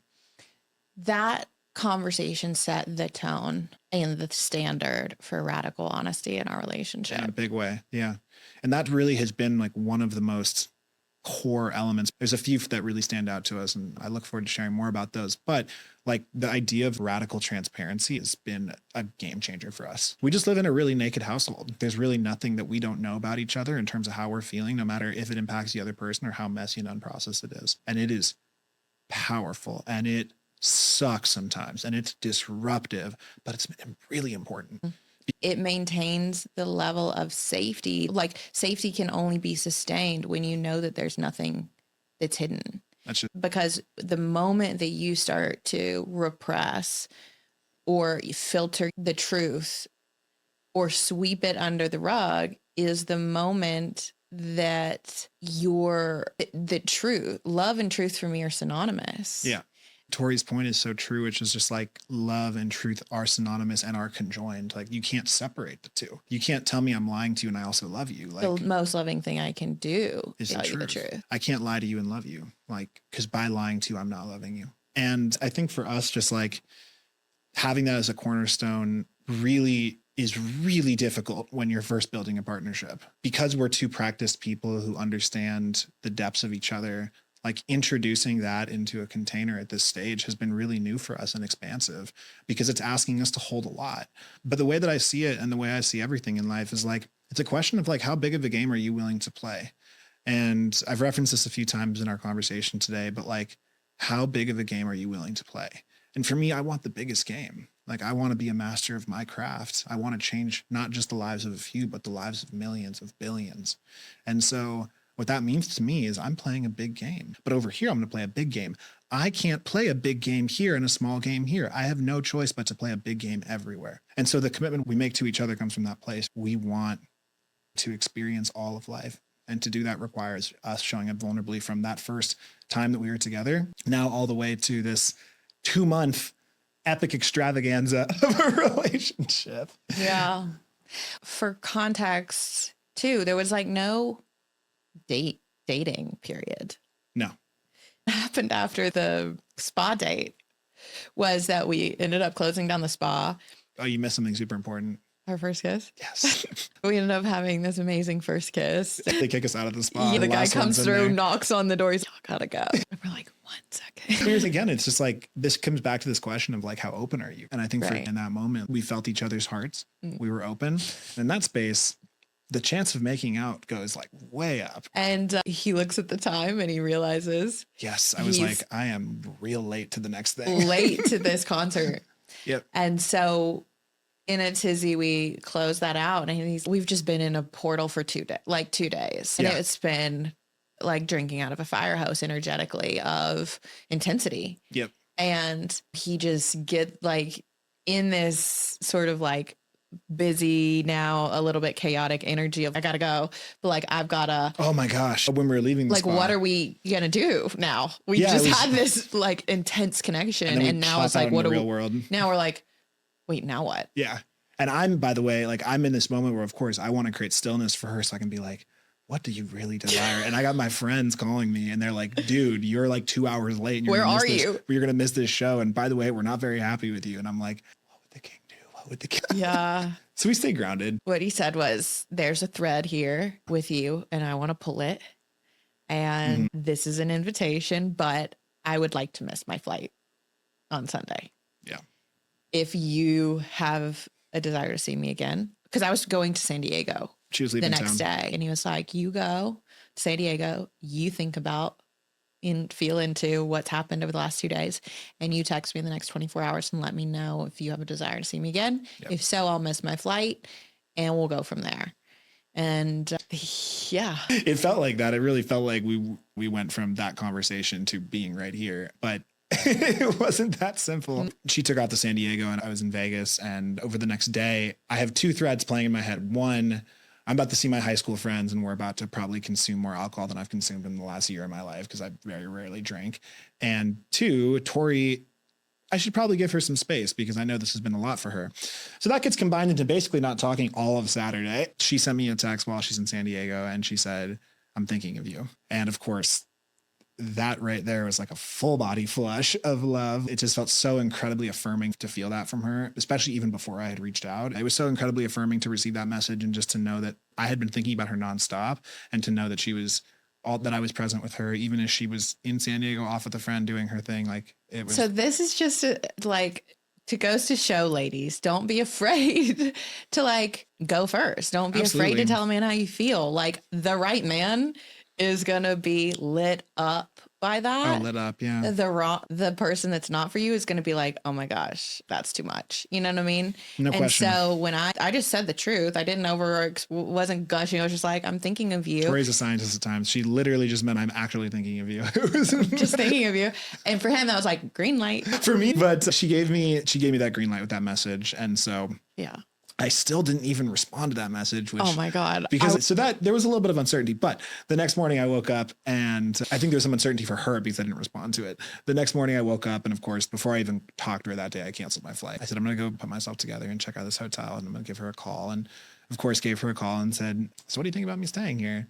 And even though he'd already missed his flight. So I didn't want to put the extra pressure on the situation. I was just like, yeah, what do you think about me staying here? And she's like, yeah, I'd actually like that. And I'm like, okay, cool. Like I get an Airbnb by you. I just wanted to keep it I wanted to create as little pressure or disruption to her life. I certainly didn't want to be like, let me stay with you. Big, which would have been a lot for me too. Like it would have been a lot for both of us. I don't think that would have been the right decision. No. So actually I know it wouldn't have been the right decision. So I'm like, I'll get an Airbnb. I'll stay by you. Let's walk the dog and hang out on Monday or Tuesday or something, a couple of nights from when I called her, and she's like, okay, great. And yeah, that week of time, I think it ended up being 2 weeks in Vegas roughly, where I was staying in this Airbnb before I was at her place. We took a saucer like to outer space and also the universe that exists inside of us, and just explored like one of the first conversations we had. I think this is like one of the first conversations we had after we were out of the spa restaurant. We were just at a house, her home with her dog, sitting in her space. Basically, one of our first really important conversations was just like, all right, we're just going to tell each other all the things we do not want to tell each other. We're just going to lay everything out on the table. And mind you, this was like the third or fourth time we were together, but we're just going to lay all of the insecurities out, all the pains, all the places we're missing the mark in life, all the things that haunt us from the past, all the traumas. It was like, we're going to put everything out because we want to make sure that we can truly choose each other. And I know like our story is not typical, right? No. Like the speed we went at is not typical. Yeah, that's for sure. And I'm not even saying it's necessarily it's not advised for everybody. For this Aries who likes efficiency and doesn't want to waste her time, knows what I knew what I was looking for. And for me, I was like, I just want to cut through the fat, cut through the noise and get down to the root of, again, for me, it's like, I knew that there were a few things in my life. I've been through a lot.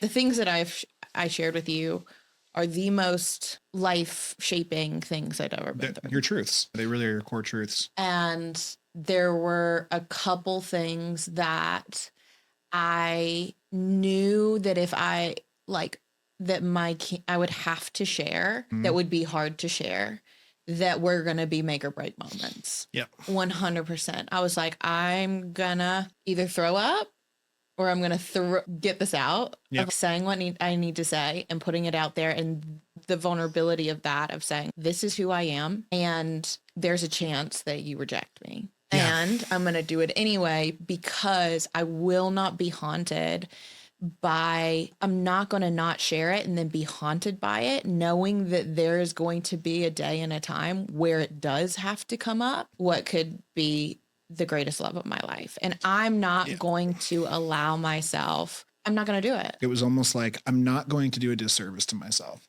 I'm going to really, in Tori opening up and sharing what she shared with me, and then of course me reflecting back and sharing what I shared with her, like that above all was like a choosing of ourselves. Mm-hmm. It was a saying like, I'm going to protect me by fully opening me. I knew that the way he would respond would tell me everything I need to know about the connection. That's the beauty of the feminine. Again, it's always ultimately looking for safety. And in this case for her, she also wanted to make sure that I could hold her particularly in the most vulnerable places of her life, because again, how you show up to one thing is how you show up to everything. And that conversation, I think it's also just important to note, like It's not typical. It came from a place of us being very practiced and having a very intimate relationship with ourselves already, so that we knew where the dark corners were. It's not like it was like, oh my gosh, I just discovered this thing I'm going to tell you. It was like, no, we've sat with our shadows, we've sat with our shame, and we know it intimately to the point where we can share it with another person without feeling broken in that space. And knowing that, like,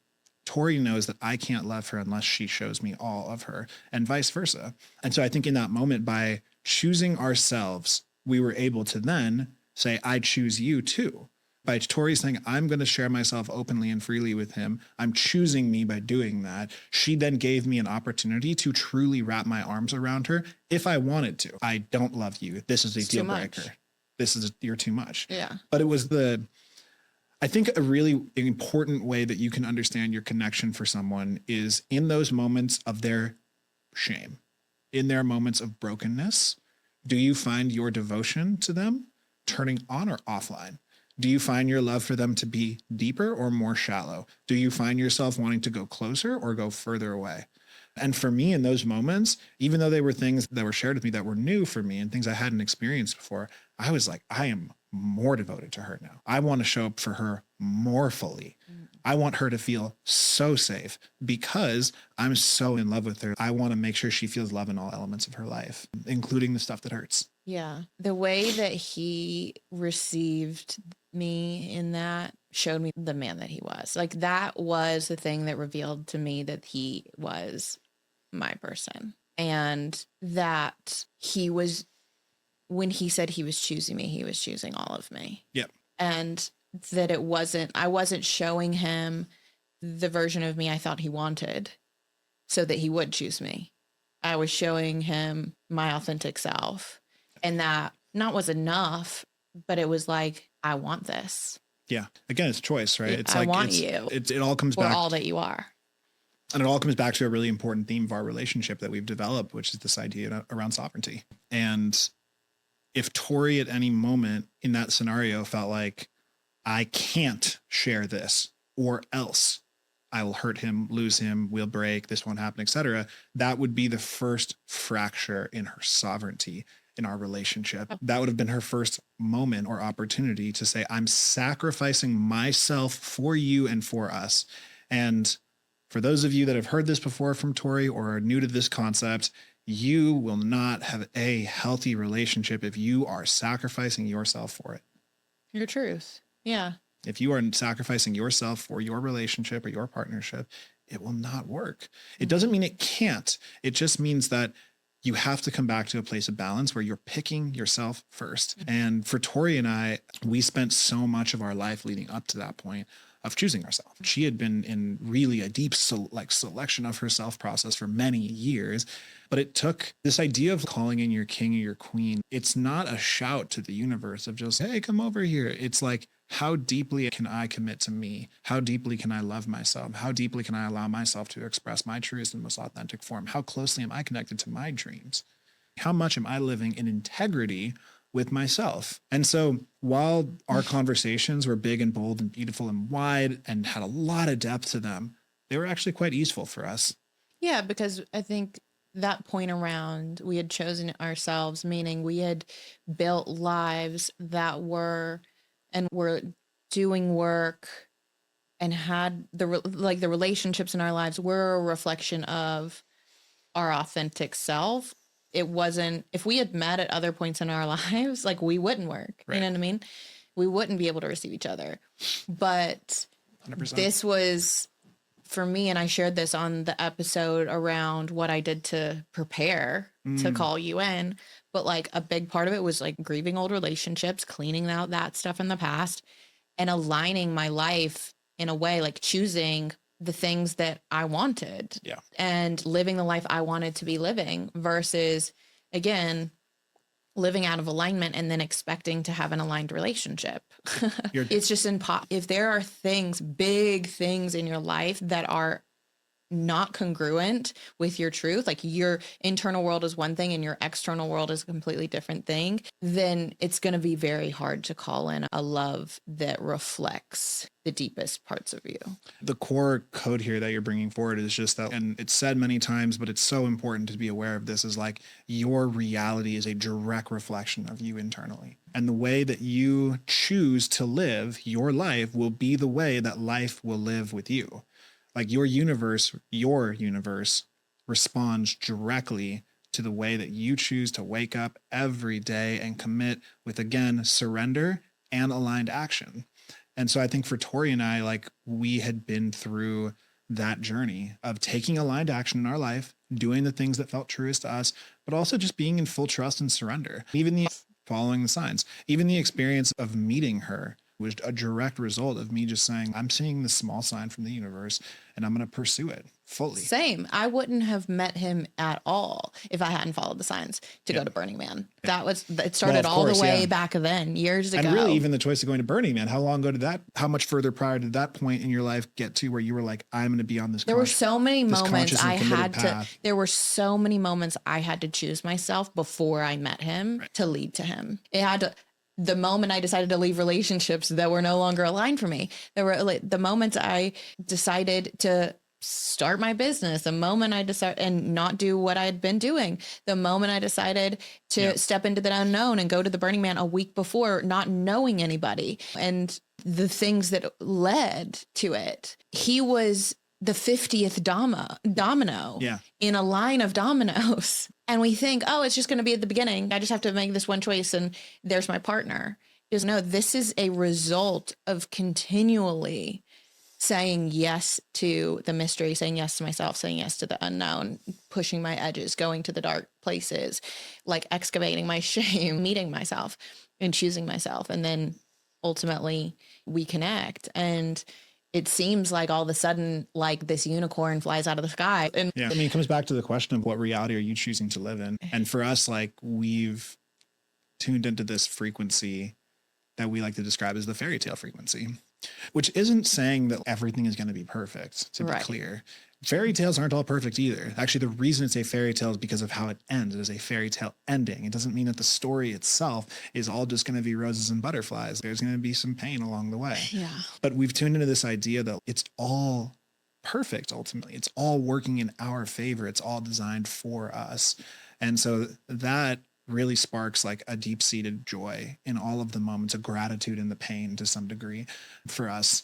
And I want to make sure that it's understood too, that this in many ways is not the path that is for everyone, but it is the path that you have to take to your person. It may not look the same. It may go at a different pace. The conversations may be different, but what Tori and I are experiencing in terms of connecting deeply with each other's hearts, being vulnerable in places we don't want to be vulnerable in, leaning into the unknown together, weathering the storms of a 2-month partnership, like that is all going to happen. The question is when, and you get to make the choice at the pace in which your life flows at.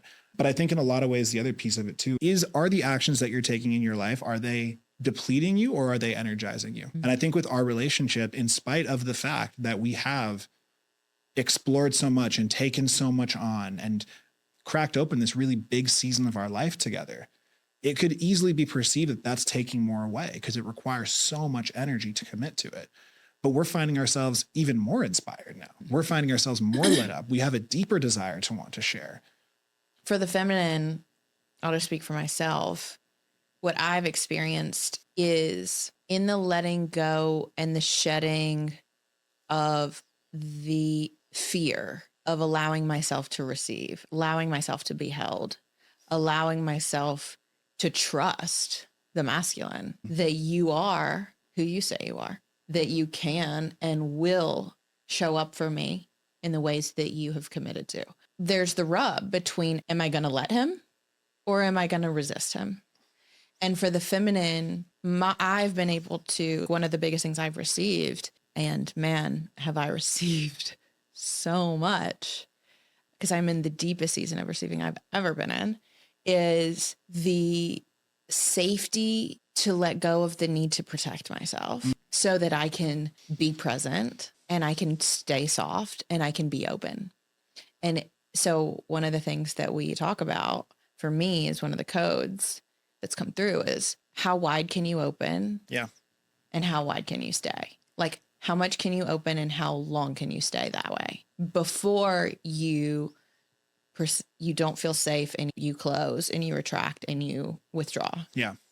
Can I just share the masculine perspective on that? Yeah. So Tori's 100% right. Anna. Royal. Yes, really beautiful. Definitely. And if you ever get the opportunity to experience Tori in person, you can feel her regalness. But the masculine perspective on it is interesting because yes, men have feelings too. When you're trying your best to hold safe space for her and she doesn't feel the safety yet, it can be really disheartening as a man. It can be like, man, is this just not meant to be? Like, why is it that I'm feeling solid and she's still feeling uncertain? And it's because that ultimately there's a triangle of love that forms. There's the you, there's me, there's her, and there's the third. And in the relationship that they all have to safety, when you're in this triangle of love, any relationship, any connection, any friendship, any one-on-one partnership is this. In that relationship, am I safe here? Am I safe inside me? Right. Is she safe inside her? Are we cultivating safety for ourselves? Again, choosing yourself first. Am I choosing safety here? Is she choosing safety here? Are we safe inside ourselves? If we are, the third will feel it too. If we're not, the third won't. The third being our relationship. The third being the partnership. And so for us, like a lot of this practice, for me, a lot of the practice has been knowing that like the moments that she's feeling uncertain, the moments that she's retracting, the moments where she may do something that may trigger me are not coming from a place of necessarily, Kyle, this is your fault. You're doing this. It's me accepting and acknowledging that she's on her journey too. And so I think in a lot of ways, like it's about creating space for her inner relationship with herself, allowing her to feel sovereign, allowing her to choose safety for herself. For me, it's about continuing to cultivate that here and not take anything personally. Like a big piece of this journey is not taking anything personally and always doing your best. And a big part of the masculine code are those two of the four agreements. Because when I can do that, I can stay grounded amidst the feminine storm. Why is that so important? It actually allows that storm to grow and increase and create more instability. And also, that is what we want. More stability. Yeah. No, and sometimes by allowing the feminine to expand, there can be moments of more instability. You can actually be creating more of a whirlwind from your partner. And that's where a lot of her power is sourced from. True. It's sourced from her infinite expression. So our responsibility as the masculine here is like, she's asking herself, how open can I be? I'm asking myself, how grounded can I be? And again, in that, more grounded I stay, more open she becomes because she feels safe in her openness because I'm staying grounded. Now, what I can, on the flip side of that, if I were to say, I'm also going to expand my openness in this moment, it can get really slippery. Because again, the more open you become, oftentimes the more things that come in.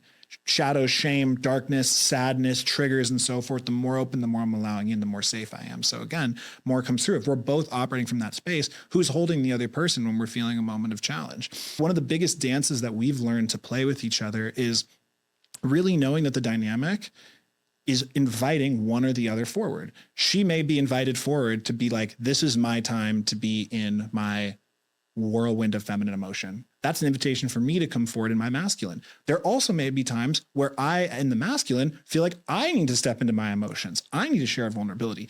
Tori gets the opportunity to step into her masculine in those moments and to hold me. So it's who's holding the container? Somebody needs to hold the container. It's about the dance. But to hold the different polarity is even if he's processing something or in his emotions or whatever, that's my invitation to hold the space and hold the container. And I have said this on the show so many times, but to give you a visual for that, the way I like to look at it is like the masculine is the sky and the feminine is the weather. Yeah. And can you dance with each other as one is moving into, there's something brewing and there's something that's flowing. Okay, now I can hold that space for you or vice versa. And when two people are competing for that place and there's two people that are trying to, be in one or the other energy, it's not balanced. It's not balanced. And so this is right out of like David Data's work. Like it's about really choosing who's showing up for what and what does the moment need. And I think, again, in that moment, like a big practice for us, like I was sharing earlier, is knowing that like what is occurring for her or what is occurring for him is not necessarily because of me. And really tuning into sometimes all that space wants is it doesn't actually want to be helped. It doesn't need to be fixed. It's just being able to say, I'm here and I'm present for you. Sometimes the most powerful thing she can say to me and sometimes the most powerful thing that I can say to her is, I'm here and I'm not leaving. And what that does is it creates space for this infinite expression to come through. And I think in that is like ultimately where the healing occurs. Yeah. What it does is it removes all the barriers, blocks, and walls from being able to be in authentic connection with each other. Yeah. And so I think this process for us of understanding, like, again, you, me, and the third, and understanding that the connection with self and the cultivation of safety here is going to be in service of all others. So I can pick myself first. And when we're in relationship with each other, in that sometimes our relationship with the third, sometimes our relationship with each other, really being able to show up and say, this is what I'm here to do in this moment. Yeah. It's been really transformational for us. Sure. I just want to bring it back to like our timeline to give people an idea. And then I also want to, there's a couple questions that I want to make sure we get in before. Yeah, absolutely. We're going to have multiple, like Kyle's going to be staple on this show. And I think what you can see is there's so much in each moment. We can pause on each moment and receive these just like really beautiful, like lessons and blessings from a day's worth of time in our relationship. Yeah, sure. There's a lot to share for sure. It's like that first couple weeks was just like a year packed into a day. Right. And I think I love yous were exchanged pretty quickly. They were, yeah. I think it started with actually a couple of days in, it was like very playfully, are you gonna be my girlfriend? And you were like, yeah. I'm like, awesome. Yeah. Essentially, he didn't really leave for a little while, a couple weeks, where we were really just establishing what is this and what is it going to be. Basically everything we've been saying over the last hour, we were just doing that every single day for a period of time. We were like really digging into each other's challenges, traumas, triggers, and so forth. It was a lot of understanding the masculine, feminine dynamic like we were talking about. And then I think the big thing that came through for us is like, how do we show up and love each other? And that led to things like establishing our agreements and so forth. Yeah, which were huge. So at the beginning of our relationship, when we decided to really, we both made a devotional commitment to be together. That was the I love you, you want to be my girlfriend part. Yeah. One of the first things that we did was that this was going to be different than any other relationship we'd been in before. Yeah. And because of that, we were going to very intentionally go about developing the foundation of our relationship in very, very strategic and intentional way. Very much. Yeah. And so there was a moment we sat down and we really started to share the foundational principles that we wanted to basically define, what are we saying yes to? Yeah. What is this commitment? Mm-hmm. What are we committing to? Because I think so many times in relationships, you say, I'm choosing to be with you, but what am I choosing? What am I saying yes to? And what are we committing to? And I love that. Are we really on the same page in terms of what type of relationship are we building? Yep. And define it? Yep. And so that's where we started to explore, what do we stand for as a couple? Yeah. And that was, there's been so much that we've shared over our time together today about what were the foundational blocks of that. With an agreement, like, and this commitment, what it is, it's about creating what already feels natural. And what felt natural to us was a lot of what formed that agreement. What felt natural to us was making sure that we both were sovereign, like making sure to respect each other's sovereignty and choice.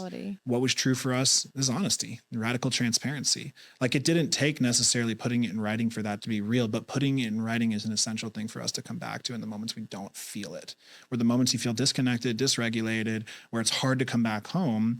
That's why you write down. And so I think those were two big pieces for us. But I think the other big piece that we learned along the way too, particularly given the fact that in this time in our relationship, we were exploring so many elements of ourself that could create some discomfort, was how do we manage dysregulation and discomfort? So there was like the what do we stand for and what are we committed to? And then the how of like, how do we stay connected to those things in moments that would typically disconnect us. Right. Exactly. These are the things that for me, it's been interesting. I think that it's so funny that actually we describe it like that, because I think Tori, she created a purpose and intention and vision around the relationship. And I think for me, it was all about what are the grounding practices that are going to keep me present with her, that are going to allow me to show up in the moments that feel hard. And that's why I went straight to the how, actually, because these principles that I'm sharing about, especially how to manage discomfort and dysregulation, are like essential to the masculine code. It's like when she's feeling when she wakes up on the wrong side of the bed, what side of the bed do I wake up on? When she's indicating to me that she wants space, do I lean into or I lean out? When she's indicating that, hey, I am feeling angry, knowing that it's not about me. And lastly, knowing that like we can have a step-by-step process that we can commit to and follow through in those moments where things feel unclear, has been like massive. And frankly, something that we're still implementing and learning too. Are blessed with intellect and speed and knowledge from being around this type of conversation for some time. This is not easy, number one, and we are not perfect, number two. That, and it's like relationship is the playing field, the practice field. That's exactly where you get to implement this stuff. Yeah. Like relationship is where we are wounded, and it's also where we are healed. And it requires the conscious choice to do things differently than you've done it before. And what you're speaking to is what I often brought a lot of vision and purpose, like different things to the relationship. Like I love to play on the side of inspiration. Yeah. That is my favorite thing. And what you bring is, and integration is so important to me, but you love the implementation. Yes, I do. Like how do we implement these things? How do we actually do what we're talking about? How do we do it? And I think one thing, we'll give at least one code that like we've implemented and that I think has been super helpful and will continue to, I think this will carry this forever, is in moments that feel crunchy. Yep. Or we don't know how to support the other person because none of us are mind reads, even though you might know your person like the back of your hand and from the inside out. Like we're so attuned to each other's nervous systems, and we can feel the slightest bit when someone is off or someone is feeling something. And one of the things that we've implemented is this question of, do you want to be helped, held, heard, or do you want space? Yeah. And in asking that, it's an invitation for the other person to tune into what they need and how they can best be supported in that moment. Because sometimes the moment is not calling for a solution. Sometimes the moment is calling for the other person just to allow themselves to be heard and to share. Or maybe there's a moment I don't know what to do and I'm confused and I need help. Or there's a moment where I just need you to be here and hold me. And there's a time too where it's like I actually need to just step away and have some space to myself. The held, heard, helped concept is so incredibly profound, and I just wanted to add a layer onto that as well. That's just been so exceptional for us. Is one thing that we're becoming really practiced in, I think is really important, is just like also being able to just acknowledge that in another person's discomfort, this sucks.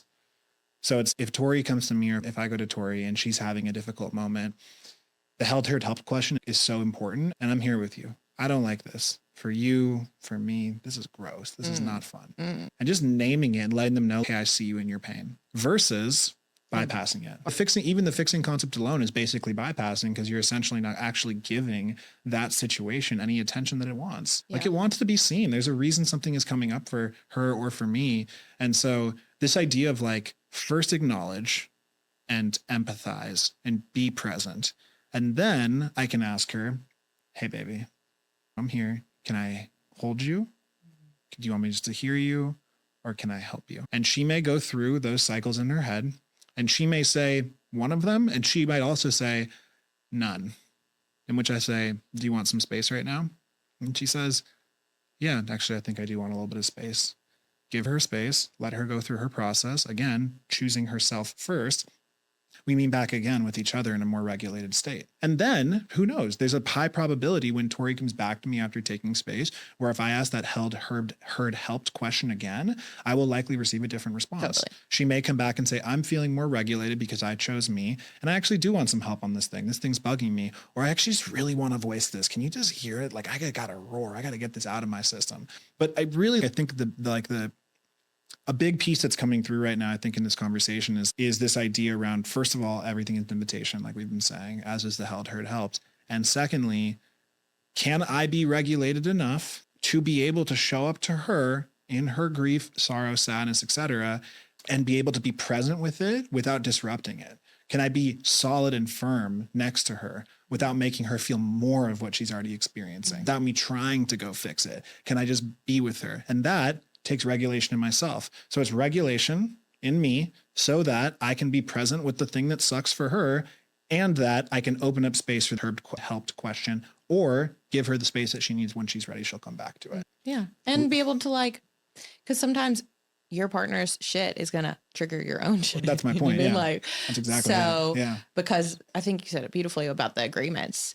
Like it's the 4 agreements actually. Like not taking things personally, doing your best, being impeccable with your word, doing what you say you're going to do. Those are the things that let someone feel respected and honored and loved. And those are 3 of our biggest core virtues that our relationship is built on, is love, honor, and respect. And when one of us is not feeling loved, respect, or honored, that is when we have issues. Every time. Period. Every issue that, unless something old is getting triggered, it's typically coming from a time in our past where we didn't feel loved, respect, or honored. That's been everything that we've noticed. Yeah. And so this is it's a big can of worms. Yeah, we're not going to get into but I'll just all say, of it, but we'll tease it. I'll just say this is like what Tori is starting to, like what you're teasing a little bit here, baby, and what you're starting to talk about is this idea of virtues. And they're these concepts that I think are so essential to our relationship with the divine. Because what they are is they are somewhere in the vicinity of around like 300 different terms that are found in every major religion. They're themes or concepts, things like love and empathy and compassion and detachment. And there's a long list of them. And for Tori and I, we've noticed that love, trust, and honor are... And respect, of course, are really critical elements for us. And when one of us is feeling out of alignment with those things, whether it be from something that's triggered in the past or something triggered in the moment, it creates really significant disruption for us. And I also think the other piece of it too is if you're not feeling like, or if we're not feeling love, trust, honor, and respect at home, it creates waves of disruptions throughout your life, because the person that you care about the most isn't showing up for you in the way that you need it the most. And what it does is it creates a really unstable foundation. Now, the alternative side of that is you have a rock solid partnership where you are loving, respecting, honoring, so forth the other person. And the foundation is so solid that you can create anything you desire in your life, because you know that your home and your family is there, present, strong, solid, and committed. And that's why this, like for us, like, a lot of these first few kind of moments of our relationship have been around that foundation. It's not been about around the creation. It's not been about how much travel we can do and all the things that we can create or make happen in our life. It's about how solid and committed are we to each other. One question I wanted to ask you that I think probably people are wondering is like, why it's interesting. And I've actually never done this before. I've gone this public with a relationship. Yes, neither. And so I'm curious, like, why, especially this early, we're putting it all out there. Yeah. Why do you feel like this is the time, and why that it's important to like share our story, and why are you comfortable with being this public about everything? Beautiful question. I don't think there's really another choice. I know there is another choice, but that choice would be choosing against me. And I think a lot of today has been about this, around this idea of picking yourself first. And I know that our message wants to come through. I know that our love wants to be felt. And I'm not hiding that. Like, I'm not going to shy away from what the universe desires, because if I did that, I would have never been led to you in the first place. So for me, it's about staying committed and in integrity to what my word is. And my word is I am in surrender to the universe. And so right now the universe is saying, you have again created this foundation with Tori now over the last 2 months. You've explored a lot together. You're feeling more solid with her than ever before now in your commitment, because you've shown so much of what we've been talking about today. All the things that someone else would not choose you for, you've showed to her, and she's still chosen you. So for me, it's also about creating that safety in the relationship and knowing that like we're really here in commitment and devotion. And now that I know that foundation is solid, this to me is just a natural evolution of that. This is to me like our home is tidy. Now I think we get to step into this space of now getting to share this story and make it like really, I think the thing that's the most important for me in this is that like love will save us all, truly. And if we can play a small part of the story of love, If we can be a steward of this frequency that we get to taste all the time together, of this thing that we know is real and available to everybody all the time, what can we do for the world? And what we'll share in our next episode is about how we both have a deep-seated belief that this is also what the world needs. This is what our species needs. Our species needs more connection. Our species needs more love. Our species needs more purpose, particularly in a future that may be void of that very thing. We may very well be stepping into a time when the relationship that we have with our function, our purpose, our day-to-day reality might look a lot different in the next 10 years. And coming back to the core question of this, I think a lot of it is because we feel driven by a core code, which is we want, and this feels dramatic, but yet feels so important to share, is like we want to save our species. And we believe that love can do that. And so I'd love to hear from your perspective, because for me, I've had this opportunity to do a lot of wonderful things with life. I haven't been as public with the message. A lot of my world operates in my world, you could say, in a way. A lot of your world is different. I, of course, admire that and respect it. I actually think it's quite sexy, which is why I love being with this incredible and powerful woman here. But knowing that you have been an amazing guide for so many people, you know that your words matter, and you know that you're a leader. Ultimately, you're a leader of light in a world that can feel dark at times. Like, why did you feel that this was the time to bring this message forward and to share our story? For one, I don't feel like I can't keep it in. I can't. Yeah. I can't not talk about it. It's the thing that's most alive. It's the thing that's most true. It's the thing that's most real in my life. And it's also the greatest teacher in my life at this point. And I committed long ago when I started the show and when I said on this path is to be transformed and to live from the inside out. Yeah. And my commitment to my audience and my work is to let people on the inside of my world. That doesn't mean that there aren't things that are private to me and that I will hold sacred that will just be for us. Yeah. And I'm committed to that.